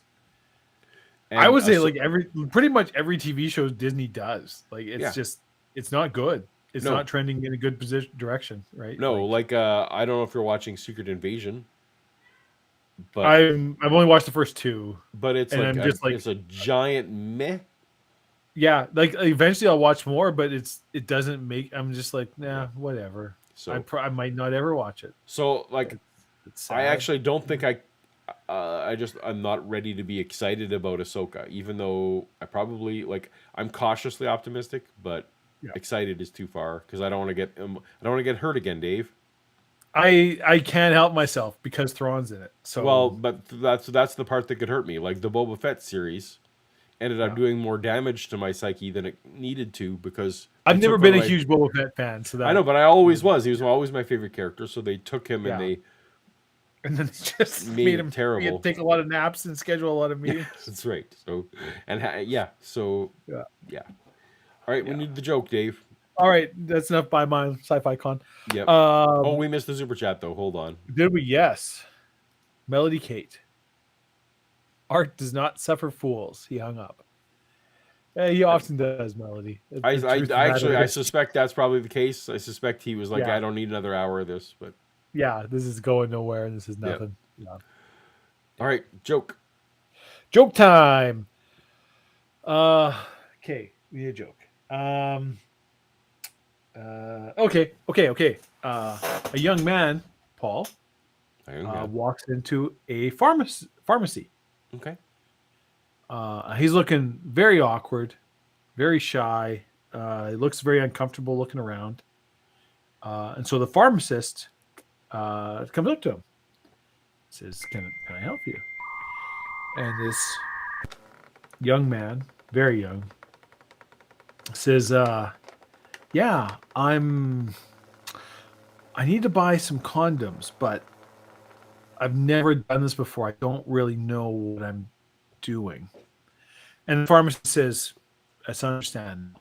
Come with me. I'll show you kind of what we have, and I'll help you pick out what you need. And the boy is instantly relieved that this pharmacist is kind of helping him out. And he says, oh, thank you so much. He's like, my girlfriend told me tonight after our date was going to be a really special night. She was going to rock my world. And I want to be prepared. And the pharmacist says, that's very good. It's very responsible of a young man. It's good to see someone your age taking the time to be smart about this and being preventative. Come with me. So the pharmacist takes him back to where all the condoms are, and he shows him. He's like, oh, these ones glow in the dark, and these ones are ribbed, and these ones have bells, and these blah, blah, blah, blah, blah. There's all these things. But he helps him figure out what he needs. This is how your size and blah, blah, blah, blah, blah. He's like, these are the condoms. They finally come to it for you. And he's like, and there's nothing to be embarrassed or ashamed about. You're doing a good thing. And this young man buys them, and he feels 1,000,000 times better. So he goes out of the pharmacy and goes to meet his girlfriend. They're going to have a big, exciting date night. But before they go out on their date, tonight's the night, Paul, that he's meeting her parents for the very first time. Uh-oh. So they're all having dinner. And when they're having dinner with her parents, this girlfriend's mom says, well, let's all bow our heads in prayer before the meal. So they all bow their heads in prayer. And they pray. And after the prayer's done, the young man keeps his head down. And they're all thinking, oh, well, look, he's still praying. What a diligent young man. What a good, responsible, religious young man. But after about a minute, of him keeping his head down after, it's starting to get a little awkward. And the girlfriend leans over to him and says, well, I didn't know you were so religious. And looking down his lap, the young man whispers, I didn't know your dad was a pharmacist.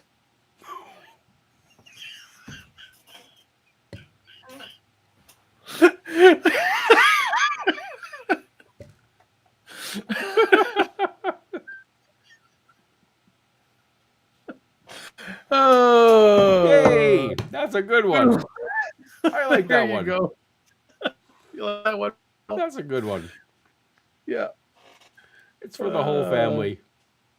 Good fun. Practice safe sex. That's the lesson here. Yeah.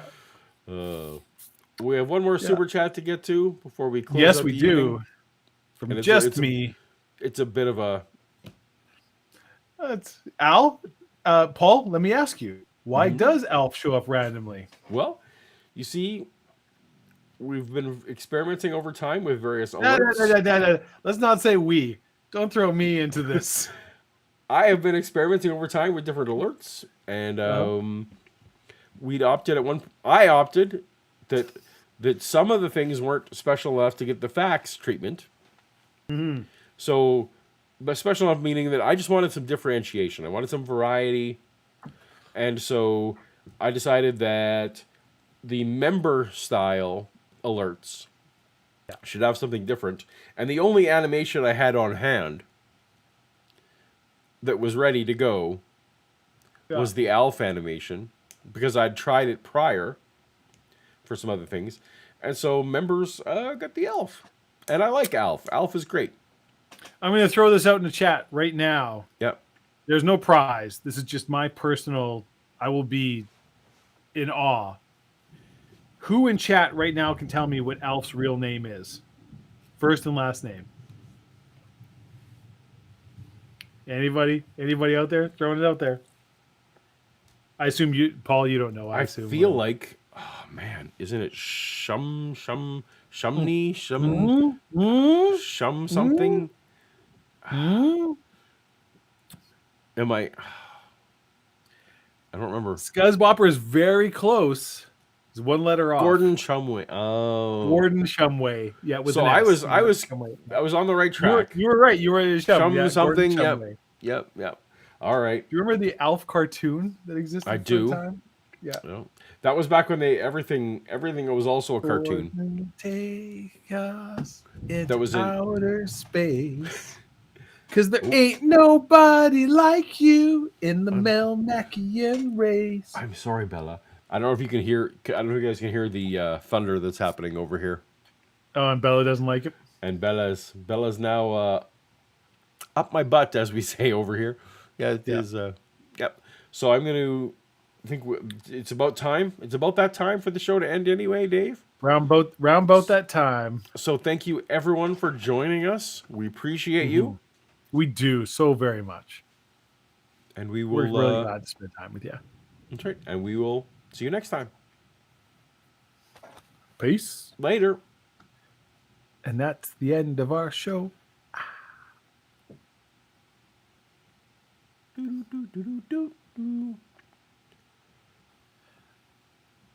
it? Are we still going? Do we stop? Well, I now have to wait for the. Yeah, we're done. But I wait. Everybody's listening to this now.